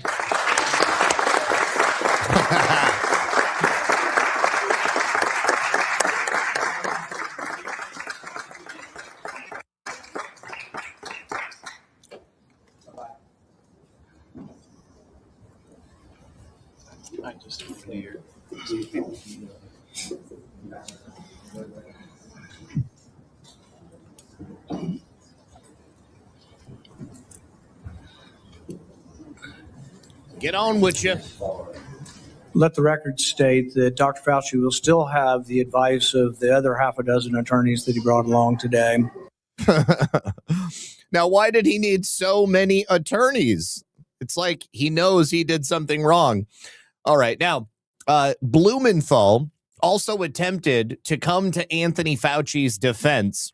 But, of course, that's only because all of the Democrats love and fawn over Anthony Fauci. Something else that also came up, all of the evidence that was used in preparation for this hearing was given in the form of an online portal to the Democrats. And, of course, because Rand Paul is the chair of this particular committee, he could see who had logged in and who had downloaded the evidence. All the Republicans did. Not a single one of the Democrats bothered to log in and look at what Rand Paul had prepared. Not as part of a continuing vendetta against a single individual.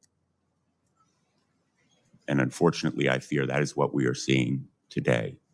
America deserves better. Thank you, Mr. Chairman. In no courtroom in America can you have your witness plead the Fifth Amendment and then your attorney gets to testify.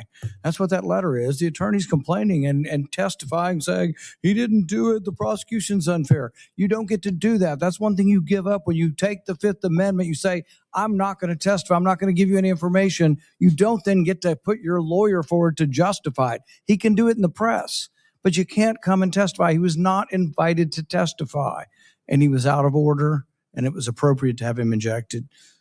Yeah, completely appropriate. All right, now here Rand Paul also put Anthony Fauci on the spot, put out a montage of video receipts of Anthony Fauci repeatedly lying in the media to the American people about the origins of the COVID pandemic. Again, he knew from the very start exactly where it originated from and how we got to the place that we did. From Anthony Fauci today, we haven't, but I think it's important that we do hear from him. So we will have a video we'll play in a moment. For years, Anthony Fauci has been the public face of saying this in all likelihood came from nature. He kept saying, it's the marketplace, it's the marketplace, it's the marketplace. He's been saying that on television up until recently. But what we find is that what he was saying in public is different than what he was saying in private. In January, in private, he wrote that looks like the wet market was a super spreader event. It didn't originate there. We know that some of the earliest deaths and sickness came from somewhere else. But then for years and years, we got dishonesty. So let's play the video so we can see a little juxtaposition of the problem we were dealing with.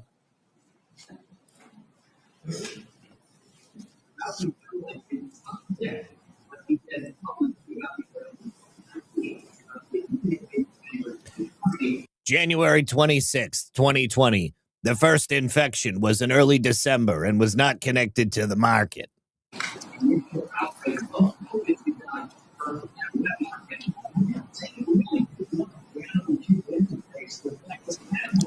Oh, and the audio is garbage. Anyways, he just says the same thing over and over and over again. He also said in his diary, once again, that the first infection did not come from the market. So repeatedly saying in public something different than what he believed in private. Now, this is interesting because, the first SARS outbreak in 2003 was traced to a wet market, to animals there. But interestingly, they had evidence. They had evidence that the animals had the disease. They also had evidence that the handlers had a disproportionately high number of antibodies to the disease. So there was evidence, and the evidence was presented. So when this came out, the same thing happened again. They did look at the wet market. They looked at the wet market and tested, I think, 80,000 animals and didn't find any animals that had COVID-19. When they did find COVID-19 and trace samples there, they found that the DNA or the RNA was consistent with human spread. This was known not later on, didn't take years to develop, was known in January of 2020. And so Dr. Fauci says privately he knows it didn't come from the wet market. But as you saw, those were over a multi-year period. Anthony Fauci was in charge of essentially one of the largest global psyops in the history of the world. Now, here is Josh Hawley torching Anthony Fauci. This is a good one, too. Constitution. Let's just get one thing straight. You don't have any rights under the Fifth Amendment because you've been pardoned, as you very well know. As the Supreme Court has been clear for a century and more, Brown versus Walker, 1896, when he has been pardoned, he may not stand upon his privilege. You know that. Your lawyer is sitting behind you now, shifting nervously in their chairs. They know it. This isn't about the Constitution. This isn't about the law. This is about contempt. Contempt for this body and contempt for the American people. But I think I know why you're doing it. It's because you don't want to answer questions. It's because you did all kinds of terrible things. It's because during the pandemic, you got rich, didn't you? You got rich while people were dying, hundreds of thousands of Americans, over 1 million in the end, and you were getting rich. And not only were you doing that, you were using federal employees with taxpayer money to apply for and solicit cash prizes for you personally. Cash prizes totaling over $1 million. You did all of that during the pandemic, didn't you? That's a question. On the advice of counsel, I respectfully decline to answer based upon my rights under the Fifth Amendment to the Constitution. That's right. Anthony Fauci used federal employees to solicit prize money for himself based upon his response to the COVID-19 pandemic, the pandemic that he effectively started and then perpetuated because of his lies. And yes, he did get fantastically wealthy. He had financial interests in a number of different things. There was a biotechnology vaccine company that he had invested in shortly before all of this began. It's selling to like Eli Lilly or something like that for $1.5 billion. Right now, that's actually happening. Anthony Fauci, of course, had interests in Moderna, interests in Remdesivir. And of course, Anthony Fauci became a minor celebrity as a result of people looking at him as if he was a vaccine god or something like that. Here's another really disturbing revelation from, I believe this is Joni Ernst. During this time, Anthony Fauci was in charge of experiments using taxpayer dollars to send mice to China that had pieces of aborted babies implanted in them. Really Frankensteinian Dr. Mengele type stuff. We have learned that U.S. coronavirus researchers at UNC shipped, quote, humanized or transgenic mice to China by around 2017 for use in their dangerous coronavirus work. Under your NIAID coronavirus, researchers also used aborted baby body parts in mice research, and taxpayers paid for them to do that. NIH-funded coronavirus researcher Dr. Ralph Barrick and his colleagues at UNC put parts of livers, thymuses, and chunks of human fetal lung that they got from aborted, almost 5-month-old human babies. They put those parts in their research mice. They disgustingly named them BLTL mice and wrote they had created a, quote, sandwich of aborted body parts in the mice. Get it, folks? BLT. A BLT sandwich. Disgusting. Absolutely horrific things that they did. Now, you know it's serious when John Fetterman wears a suit, and he did today. He wore a suit. I've seen John Fetterman wear a suit on only one other occasion, I believe. John Fetterman, famous for his hoodies, his sort of like plumber attire that he wears every single day, but he showed up for the occasion. It's not about much more your regrets, but I have one. And that is early on that there was the theory that the virus could have emerged from the lab. And early on, that became like a right-wing kinds of theory. And I thought it seemed to make sense. Now, there was a really advanced lab that was close by, and then you have this unknown virus out. So, but that became a very partisan thing. And now it seems now it's more and more emerging theory that that would have come from the lab. Now, you know, I think that the next time our nation's facing something like this, we are not become, you know, as I might have been, blinded by the partisan idea that maybe the truth might come from a side that's different than you are. But I think we should really be willing to pursue truth, no matter where that may have emerged, you know, for all of that. Now, John Fetterman, I would wager money on the fact that his stroke was likely as a result of the vaccine that he took. Because, of course, John Fetterman was basically a true believer. Now, this is probably going to go down as the most epic confrontation for Anthony Fauci. This is Senator Bernie Moreno, who was a business owner at the time that this all went off. Now, again, watch Anthony Fauci's body language when Bernie Moreno hands him his ass. It was about 6 years ago today that I decided I'm going to give up my businesses, sell them all, run for office, run for the United States Senate, Here I am sitting in front of you 6 years later saying, who the fuck do you think you were for doing that? It is a total disgrace what you did to this country. And if my Democrat colleagues are standing there defending you, I hope the voters of the United States of America watch the clips of every one of you doting on a guy who was more interested in being a celebrity than saving American people. I will make it my mission to make certain that every single one of those Democrats who did that will see that clip over and over and over again. Because there is no defense of what you did. You may have had a 50-plus year legacy of public service, but it ends in total and complete disgrace. Yeah.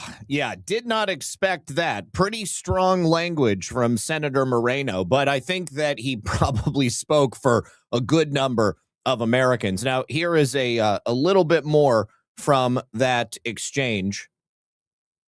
Mr. Fauci, do you know who David Shurtler is? On the advice of counsel, I respectfully decline to answer based upon my rights under the Fifth Amendment to the Constitution. Fifth Amendment of the Constitution. What does the Fifth Amendment of the Constitution say?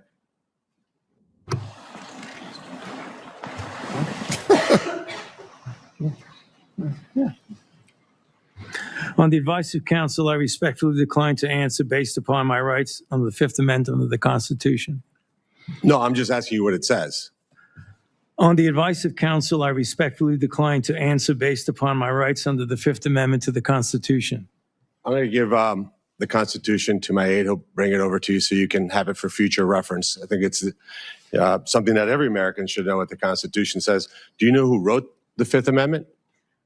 On the advice of counsel, I respectfully decline to answer based upon my rights under the Fifth Amendment of the Constitution. So you're invoking a right that you don't know who wrote it or what it says. Is that correct? On the advice of counsel, I respectfully decline to answer based upon my rights under the Fifth Amendment to the Constitution. Wow. Wow. So how does he live with himself? Eleanor says, the thing about it is, I think that based upon that pardon and the tens of millions of dollars that Anthony Fauci made, he sleeps just fine. He lives in a home where nobody can bother him. He's surrounded by people who still love and support him, or at the very least treat him like a celebrity. And he doesn't go out in public. He doesn't have to be bothered with this. He doesn't have to be worrying about the millions of people who died or had their lives ruined or their businesses destroyed. Anthony Fauci is not a normal human being like you and I. He's not a person who feels guilt or who feels bothered by the actions that he took. If he did, he never would have done what he did. I mean, at the time that this was happening, it's undeniable that businesses were being destroyed, lives were being shattered, marriages were being broken up, children's educations were being destroyed, people's children were being developmentally delayed as a result. But the checks rolled in. And that's all that Anthony Fauci cared about. Now, this is great. This is from Dr. Clown. It's a fake AI commercial, but I figured we should watch it for a little bit of a break in the mood. New, talking my first Fauci. Don't worry, I brought Fauci. Trust the science. Booster required. I plead the fifth. Does it actually work? I don't recall. My first Fauci, now with Fifth Amendment mode. You will comply. New, now with Fifth Amendment mode. I can't recall. I absolutely love that. All right, so Catherine Herridge put this out in regards to Anthony's pardon. So she says, on the pardon, before the hearing, Senator Paul, a former senior Justice Department prosecutor told me that there are 3 viable legal strategies to challenge the preemptive Biden pardon. None of them are easy. One strategy calls for charging Fauci with a crime, with the expectation that he would file a motion with the court to dismiss it based on the pardon. This could open the door to challenging the sweeping pardon's viability and, of course, years of litigation. Another strategy involves Congress, because Fauci has theoretically been preemptively pardoned against past and future criminal charges related to his work at NIH, certainly within that 10-year period. It can be argued that Fauci has no plausible claim to the Fifth Amendment, as we've argued today, and the right against self-incrimination. So if Fauci takes the Fifth at Senator Paul's hearing, which he has, the committee could seek to compel Fauci's testimony. A finding of contempt would follow, and it will. Finally, one of Fauci's closest associates has already been criminally charged. In fact, a number of them. With pressure from the right incentives, he might be flipped and become a cooperating witness. I think that that is definitely going to happen because these people that he worked with are being charged with things that he was involved in. And of course, the DOJ is going to come in and seek to compel his testimony in that. Dr. David Morens, who was that senior advisor to Fauci at the NIAID, was indicted on multiple charges, including conspiracy and obstruction, including the destruction, alteration, or falsification of federal records, along with allegations that personal email accounts were used to evade the Freedom of Information Act. This could be a powerful motivator. From media reports, Dr. David Morens has pleaded not guilty to all 5 criminal counts, so there will be a trial. And Senator Rick Scott, in this hearing today, raised the Morens case, and of course, Fauci took the Fifth Amendment. Now, there is another way around this, and that is something that we have been suggesting for quite some time. But before we get into that, I would like to play for you this clip, which President Trump was directly asked about the Fauci pardon earlier today. So I think this tells us that the DOJ is unfortunately not going to challenge that pardon. Well, the only thing you can really think about is the AutoPen, because the most powerful thing the president has, they say, is the power of pardon. So he was pardoned by Biden, and I respect that.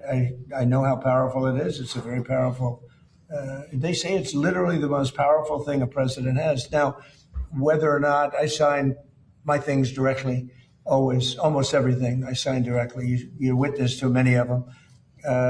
He signed very few. The only thing I know that he signed was Hunter Biden's pardon, but I'm not sure that he signed, he probably didn't sign this one. So I can't tell you what the law is. I've heard that you have to have a lot of proof. You need to have letters. You need to have all sorts of things that the person operating the AutoPen has to know exactly what it's all about. He didn't know what it was about because I saw him testify.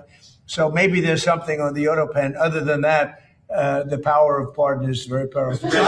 So the AutoPen would be the way to go about invalidating that pardon for Anthony Fauci. Now, let me play this for you. I've already said on a number of occasions, Todd Blanche is going to be the key to getting a lot of these things moving forward. If President Trump was to answer that question today and said, as soon as Todd Blanche is officially the Attorney General of the United States, I'm going to direct him to challenge Anthony Fauci's pardon because it was signed with the AutoPen, that would more than likely put Todd Blanche's nomination in jeopardy. And certainly even Republicans, all of the Democrats, and probably a number of Republicans would then refuse to confirm Todd Blanche. So President Trump can't do that. All right. He left the door open, but he didn't go so far as to say that he was going to further challenge it anymore. So I don't think all hope is lost in that regard. But certainly as of right now, I don't see that pardon being challenged. Wait until Todd Blanche is actually confirmed. But the way that I see Anthony Fauci being put in legal jeopardy is through actions by the states. And we have talked about this on a number of occasions. So 111 times Anthony Fauci invoked the Fifth Amendment and refused to answer lawmakers' questions. So Rand Paul is, of course, going to be moving to hold Anthony Fauci in contempt. Next week, there's going to be a hearing. There will be a vote on a resolution to hold him in contempt. And, of course, that pardon means that he cannot invoke the Fifth Amendment, and that has now put him in legal jeopardy. A.G. Uthmeyer of my home state of Florida put this out during the testimony or shortly thereafter, and he said, Fauci's lack of candor to Congress is unbelievable. My office is launching an investigation into Dr. Fauci. It's past time we get to the truth of what happened during COVID. So I think this is the most likely scenario to see Dr. Anthony Fauci held legally responsible for anything that he did. Florida is a great place to do it. And I would not be surprised if additional states followed suit, especially after today, because he should have answered for what he did, but he refused to do that. So I think Anthony Fauci is in legal jeopardy federally in terms of contempt of Congress.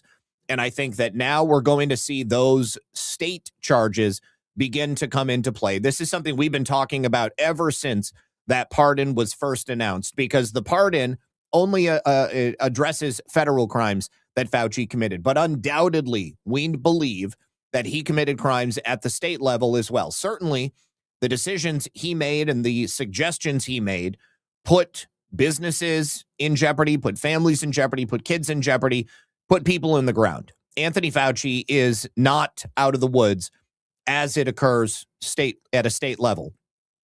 Now here, Catherine Herridge also said in an article from the American Bar Association, so ironic because it was written just before President Trump left office in 2021. It was written December 21st, 2020, because at this time, there was all of this conversation among the left about whether or not President Trump was going to give himself a pardon or was going to give other people in his administration pardons. And they say a U.S. president has broad powers to issue pardons to individuals involved in criminal investigations. But are those pardon powers unlimited? No. There are some limitations, such as for offenses on the state level. There is strong consensus among legal experts that a president cannot pardon someone for a state offense. As the Constitution notes, offenses against the United States, not a single state. So in other words, a state law enforcement authority could review any criminal allegations without presidential intervention to determine if they rise to the level of a state offense. So from what Attorney General James Uthmeier said, again, I think that this is the best way to go. At this time, they were suggesting that states begin to prosecute President Trump. And guess what?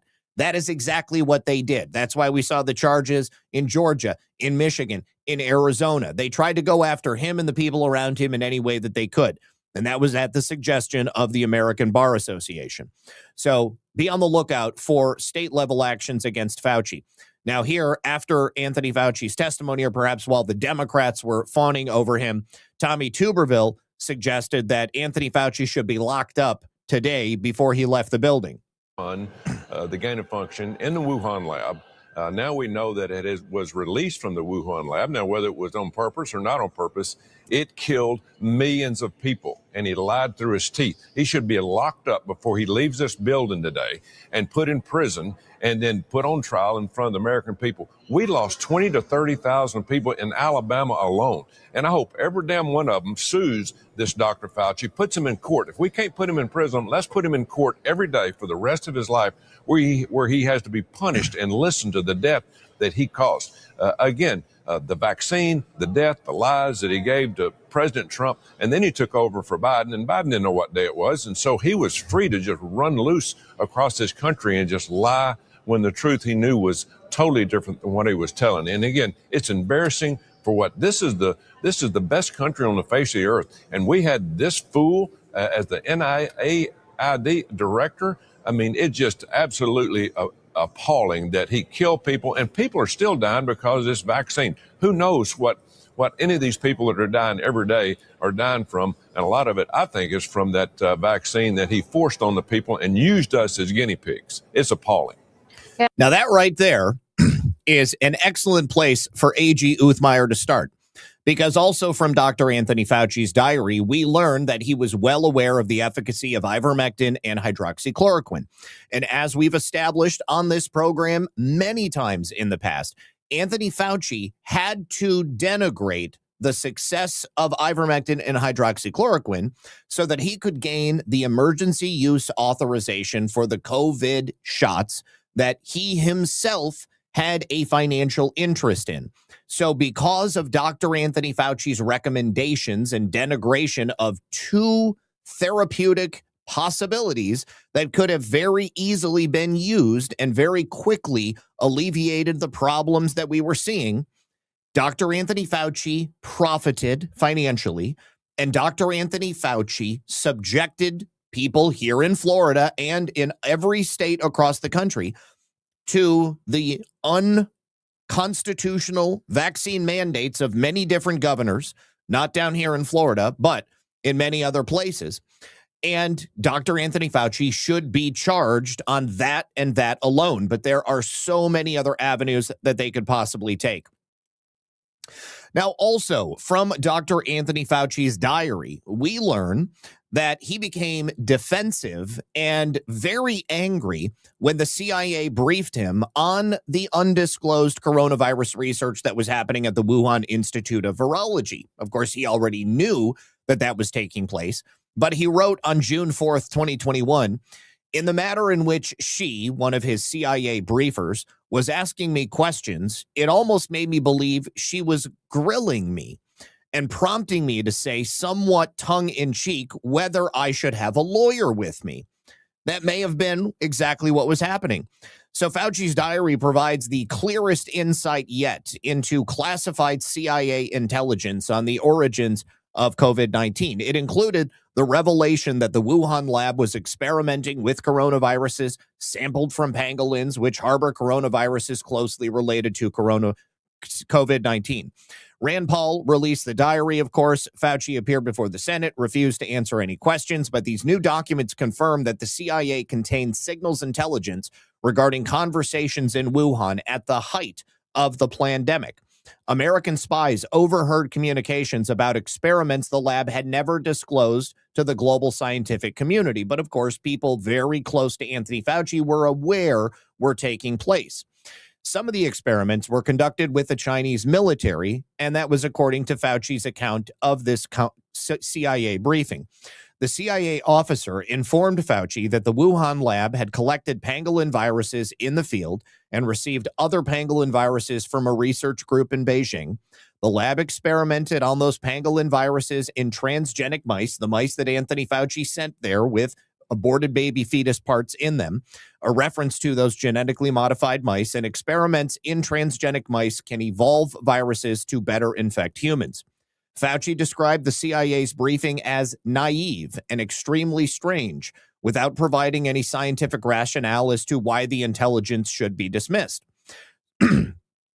I won't go through the entirety of the diary entry, but the main thing is the path for a pangolin virus to emerge in Wuhan is clearer now, and it's through the Wuhan Institute of Virology. That's Alina Chan, the author of Viral, The Search for the Origin of COVID-19. The wet market didn't sell any live pangolins, as a study conducted before the pandemic showed. They just lied about that at Anthony Fauci's directive to try to muddy the waters and make people believe it came from the market. Virologists first hypothesized that pangolins might have been the source of COVID in early 2000 after the South China Agricultural University announced it had isolated a pangolin coronavirus from the country's Guangdong province, which was 99% similar to the new coronavirus. But by the time the university's data was published in full, it was clear the pangolin viruses would not settle the origin question. One pangolin gene was 99% identical to COVID, but another key gene was only 85% similar and did not have the pandemic virus's most distinct feature, which was the man-made mutation known as the furin cleavage site. And of course, the presence of HIV parts inside of it as well. The documents provide the most complete evidence yet of what the CIA uncovered about the largest pandemic in a century. The CIA assessed the pandemic was likely the result of a lab leak within days of the CIA Director John Ratcliffe taking helm in 2025, but the intelligence informing that assessment remains still outside of the public view. The intelligence remains classified despite a 2023 law requiring its disclosure, and former Director of National Intelligence Tulsi Gabbard pushing for that declassification, which was resisted by the CIA. And that's according to CIA whistleblower Jim Erdman, who is actually sitting behind Anthony Fauci, just off to his right. You could see him in the background in Anthony Fauci's opening statement. The summer of 2021 provided to be a turning point in the origins debate. Scripps Institute virologist Christian Anderson alerted Fauci in June of 2021 the virus was inconsistent with natural evolution. The two became the world's most prominent advocates for the wet market theory. Christian was actually bought off by Anthony Fauci. In August of 2021, a Marine Corps officer working for the Defense Advanced Research Projects Agency, DARPA, blew the whistle about a research proposal involving the Wuhan lab and cleavage sites like the distinct one found on the COVID virus. And Fauci met with Beth Cameron, Senior Director of Intelligence Programs at National Security Council on June 7th of 2021, just a couple of days after he was briefed by the CIA. He received a personal briefing detailing that the NSC had presented to the president a week earlier. The meeting may have been called in part because of Fauci's alarm over the CIA briefing, which he described as catastrophic, calling the CIA officials amateurs. Well, they weren't scientists, but they definitely were on to you. During that June 7th meeting, Fauci urged the NSC to consult with the virologists in his inner circle so that he could keep it covered up, a small clique he had privately worked with on a public messaging campaign about the COVID origins since February of 2020. Though unknown to Fauci at the time, one of these card-carrying virologists, hearing about the pangolin viruses through the grapevine that very same day, did think it was significant. Do we know about WIV working in pangolin COVID viruses in the lab? If so, that's huge. Anderson wrote on Slack to his colleagues in the documents that Rand Paul released. And another one of the card-carrying virologists in Fauci's inner circle had expressed concern months earlier that a pangolin virus could have escaped from a research group studying them in southern China before it was known that the Wuhan lab had their own pangolin virus research. Anderson has not responded to a request for comment. And the June 4th, 2021 passage in Fauci's diary also suggests the CIA briefing was not the first instance of Fauci dismissing the spy agency. It was very similar to some of the very disappointing briefings that I had previously received in prior years from the CIA, he said. Fauci had for decades advocated for gain-of-function research, despite the concerns of many about its impact on national security. Rand Paul on Monday released additional diary entries from the beginning of the America's buildup in biodefense. This biodefense buildup was initiated by Vice President Dick Cheney after the 2001 anthrax scare. And guess what? That was also led by Anthony Fauci. So these documents shed light on Fauci's disapproval of the scientists and journalists who disapproved of gain of function because of their concerns about global biosecurity. Also, not very approving of Dr. Anthony Fauci today is the Italian-American Civil Rights League. The Italian-American Civil Rights League was originally founded back in 1970, and it was investigated by the FBI for their ties to organized crime. I'm not going to say that they're connected to organized crime today, but I do want to read this because, of course, Dr. Anthony Fauci is a proud Italian-American, but the Italian-American Civil Rights League is not proud of Dr. Anthony Fauci. The Italian-American Civil Rights League rejects Anthony Fauci and hereby deems him a disgrace to our people. This vile man forgot everything it means to be an Italian-American and now represents everything our heritage stands against. He deserves a long prison sentence. That's got to sting. I don't know if Anthony Fauci was a member of the Italian-American Civil Rights League, but certainly not anymore. All right. Now that we are completed with the Anthony Fauci segment of our program, we will go ahead and round out the show talking about the state of immigration and deportations here in America, because we have now learned that ICE is now fully busting migrants who have overstayed their visas when they check into airports. Now, during the Biden administration, this was a technique that was persona non grata. They were not allowed to do it. However, now under President Trump's reign, the ICE officials are posting up at airports and waiting for illegals and people who have overstayed their visas to come through the airport so they can be arrested. ICE has begun arresting these foreign nationals who have overstayed their visas as soon as they check into airports. Now, these are coming from reports that the TSA is sharing passenger data with immigration officers. At least 27 people from over a dozen countries have been arrested while traveling through U.S. airports, according to ABC News, citing Department of Homeland Security documents. And here you can see some guys waiting for these people to show up.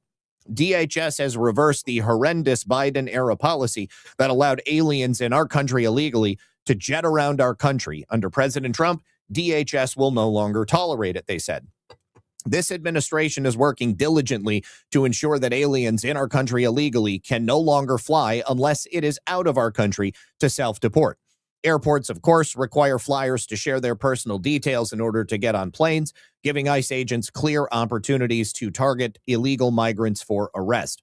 Anti-Trump legal group American Oversight on Tuesday released a document outlining a data sharing agreement between ICE and the TSA, and the document, signed in May 2025, describes in non-specific terms that ICE and TSA will provide certain passenger data elements that the agency will collect and then retain.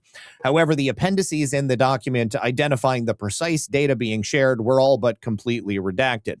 This is an example. The other day, there was a woman who was arrested at the airport, and a couple of other women around her made a big stink. She was a Chantal Morales Rojas, 27, from Ecuador, living in Oakland, California.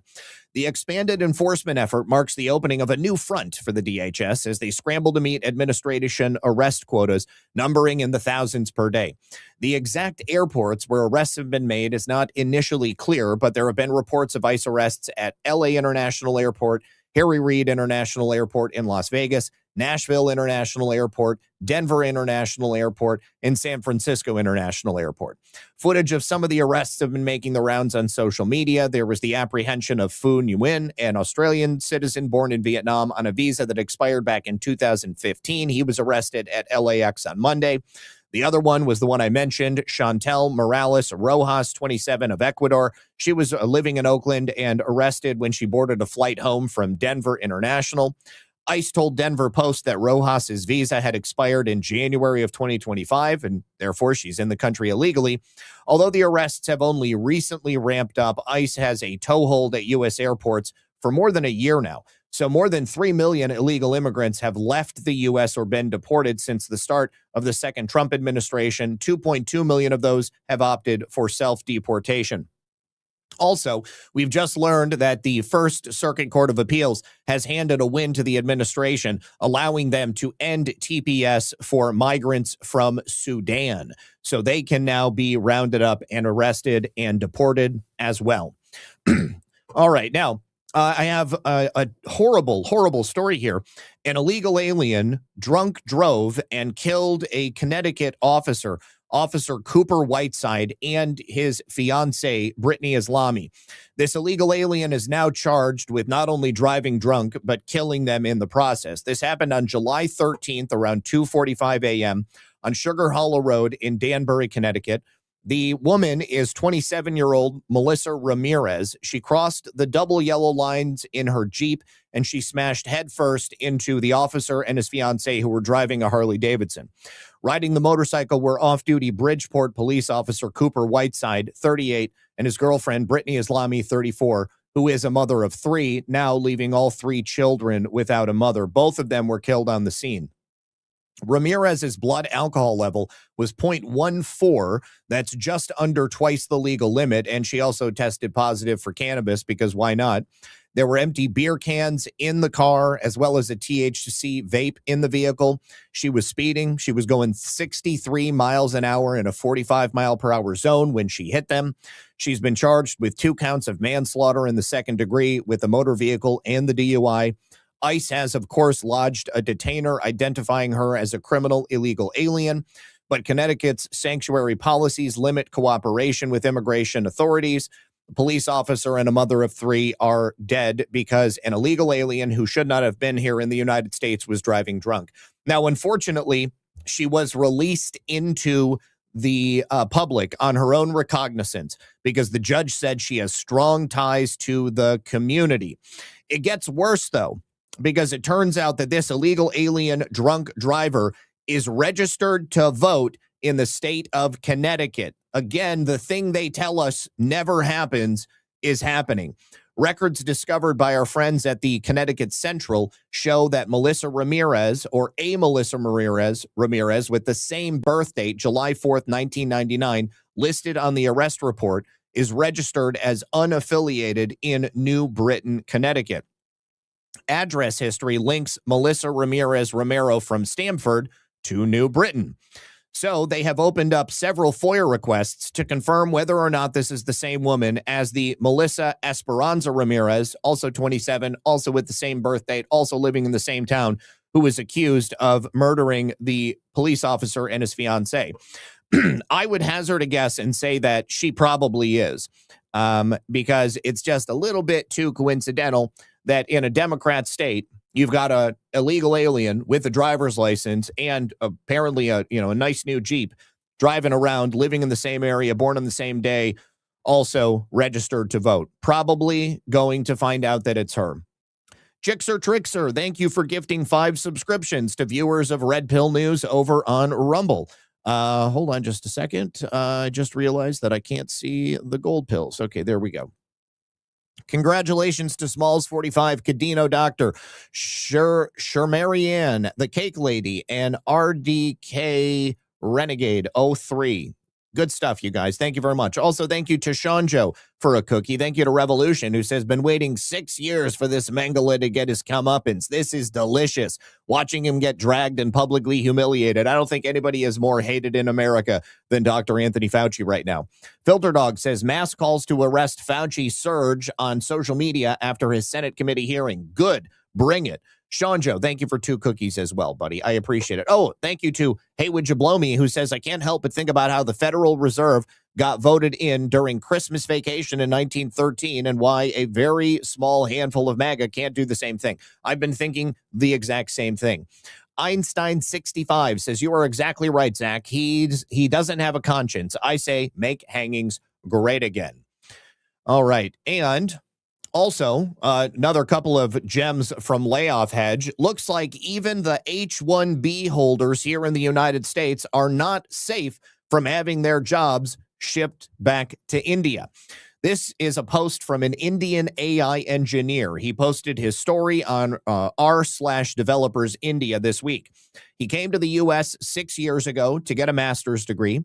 He spent the last 3 years building AI at a Fortune 500 company on an H-1B visa. Then the company moved the entire AI project to their India team, and they laid him off. So the visa gave him 60 days to find a new sponsor. He tried. Nobody signed on, so now he's on his way out. But his employer offered him a choice. He could either take a role on the India team or take severance. He took the severance because he said, I took the severance instead because it was in USD. H-1B gets defended as a pipeline for talent America cannot live without. But this company just showed you it's actually just math. Every seat gets priced against the offshore rate, and the visa holders lose that comparison the same way Americans sitting next to them do.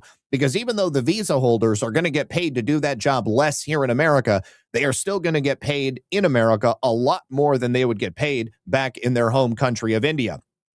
So now he's choosing between flying home to restart his career and paying for another U.S. degree just to keep his status. And that's exactly what he's going to do. He's going to stay here in America, go back to school. As long as he's going to school, he can get his visa renewed, although a different type.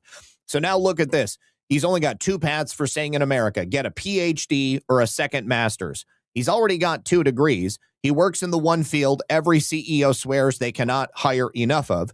And then a 3rd degree would buy him immigration status by the semester. That is its entire function. Every laid-off visa worker in this country gets handed the same advice. Go back to school. Here is what the advice buys you in 2026. Tuition keeps you legal or keeps you busy, while the job you already trained for gets done in India for a fraction of your pay. Remember this one from the other day? This woman who lost the H-1B visa lottery? She stayed on in America because she just kept going to school. That's exactly what they do. But it's not just them. Every single Indian who comes here on a visa, on average, brings with them 15 members of their family. So is it any wonder that they're taking over places like Texas? Take a look at this, too, just to give you a comparison of what that math is. An accountant in America, average salary, $94,750. If they move that job to India, it's only $3,200. An electrical engineer in America gets paid $125,100. In India, it's only going to cost that company $5,400 for the whole year. An electronics engineer gets paid $137,280 here in America. They're going to get paid $6,200 in India, and a mechanical engineer, $113,610 in the United States, only $5,400 in India. All of these jobs in the United States cost the company 95% less in India. Now, this is notable because Kroger, the CEO of Kroger, just announced that they are shipping entire parts of their teams over to India. The guy who is now the CEO at Kroger, Greg Foran, just announced 7,000 back office jobs are going to be done in India rather than here in the U.S. He used to be the CEO of Walmart when he ran the 2016 program that pulled accounting and invoicing out of every store, and he erased 7,000 back office jobs. And then in 2018, Walmart outsourced their finance and accounting operations to a company called Genpact, which is a firm who has most of their employee workforce back in India. So Kroger announced a global capability center during his first earnings call. Investors were told it will streamline decision-making and modernize how the company operates. They never bothered to mention India. However, that is actually what they're doing. They're moving all the jobs to India. A consultant by the name of Britton Ladd, citing people inside Kroger, reports the center is actually in Bangalore, and the target is $500 million a year in labor savings. At $87,500 saved per offshore job, the math works out to roughly 5,700 U.S. jobs. A source close to the company confirms layoffs are coming, but they dispute the size of those layoffs. These American companies are essentially gaining the benefit of hiring people outside of the country. I think that they should lose the right to call themselves an American company. If they want to hire people in other countries, then go move to that country and see how good you do. For me, I'm glad that I don't live near any Krogers because I won't support Kroger. All right, we're going to run a little bit closer to home. This is not in Florida. This is actually in Georgia. But a Democrat Georgia sheriff who supported Black Lives Matter and bent the knee during the pandemic has just been indicted by a federal grand jury on charges of corruption. And you know what we do here? We expose corruption. Tonight, they accuse Alfonso Williams of taking money in DUI cases to make those DUI charges going away. He also is accused of giving a gun to someone who legally could not have one for more than 3 years. The trouble at the top of the Burke County Sheriff's Office has been the target of 12 on Your Side Investigates. Tonight, we are connecting what we know, what prosecutors believe, and what happens next. For years, 12 on Your Side Investigates has uncovered questions surrounding the Burke County Sheriff's Office, from spending and travel expenses to missing money in cases that never made it to court. Now, Sheriff Alfonso Williams is facing federal charges. A federal indictment charges Williams with 5 counts of extortion under color of official right and 1 count of transferring a firearm to a prohibited person. Federal prosecutors say the extortion charges happened between August of 2021 and April of 2022. According to the indictment, Williams is accused of requesting and accepting money from 5 people in exchange for dismissing pending DUI citations in Burke County. That timeline overlaps with at least 1 DUI case previously uncovered by 12 on Your Side Investigates, though we don't know if that case is one of the 5 listed in the indictment. 12 on Your Side Investigates also reported on another DUI case where Sheriff Williams was recorded telling staff he helped a man with a DUI. Yeah, he was pissy drunk, and I didn't send the case forward for prosecution. Though the case the sheriff is referring to falls outside the time frame of the indictment. The indictment also accuses Williams of providing a Glock pistol in January 2023 to someone he knew or had reason to believe had been convicted of a felony-level crime. The U.S. Attorney's Office says each extortion charge carries a possible sentence of up to 20 years in prison if convicted. The firearms charge carries a possible sentence of up to 15 years. The Burke County Board of Commissioners. This is in Georgia. I love to see bad cops getting charged.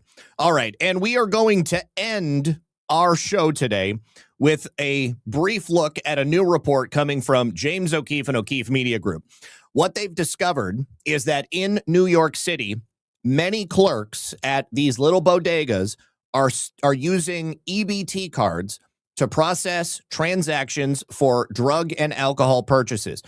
things that are not supposed to be spent on EBT. This is undoubtedly going to get the attention of the administration. Take a look at the intro.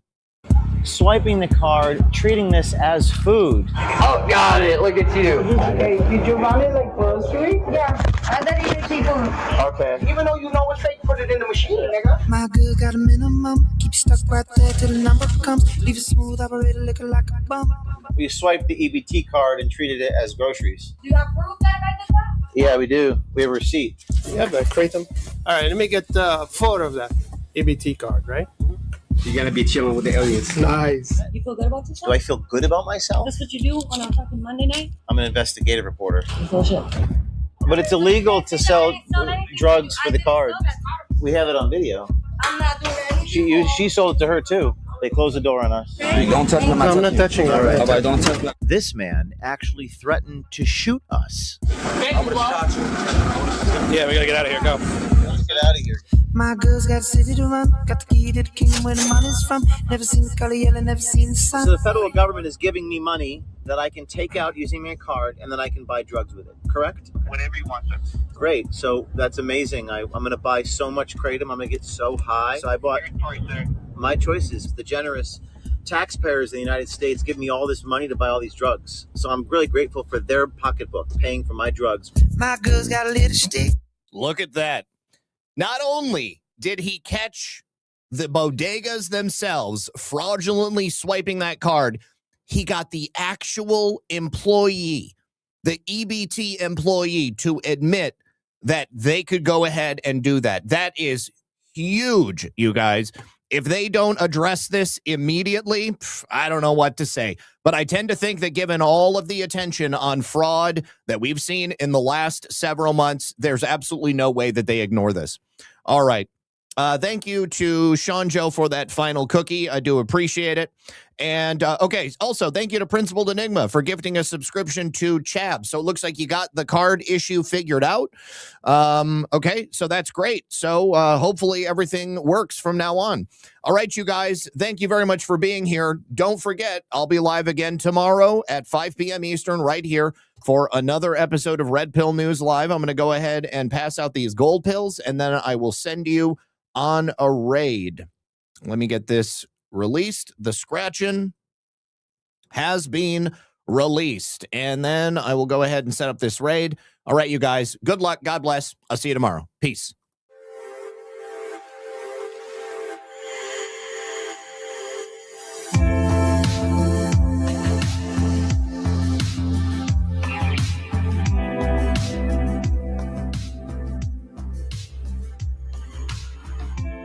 Don't forget to hit that like button on your way out.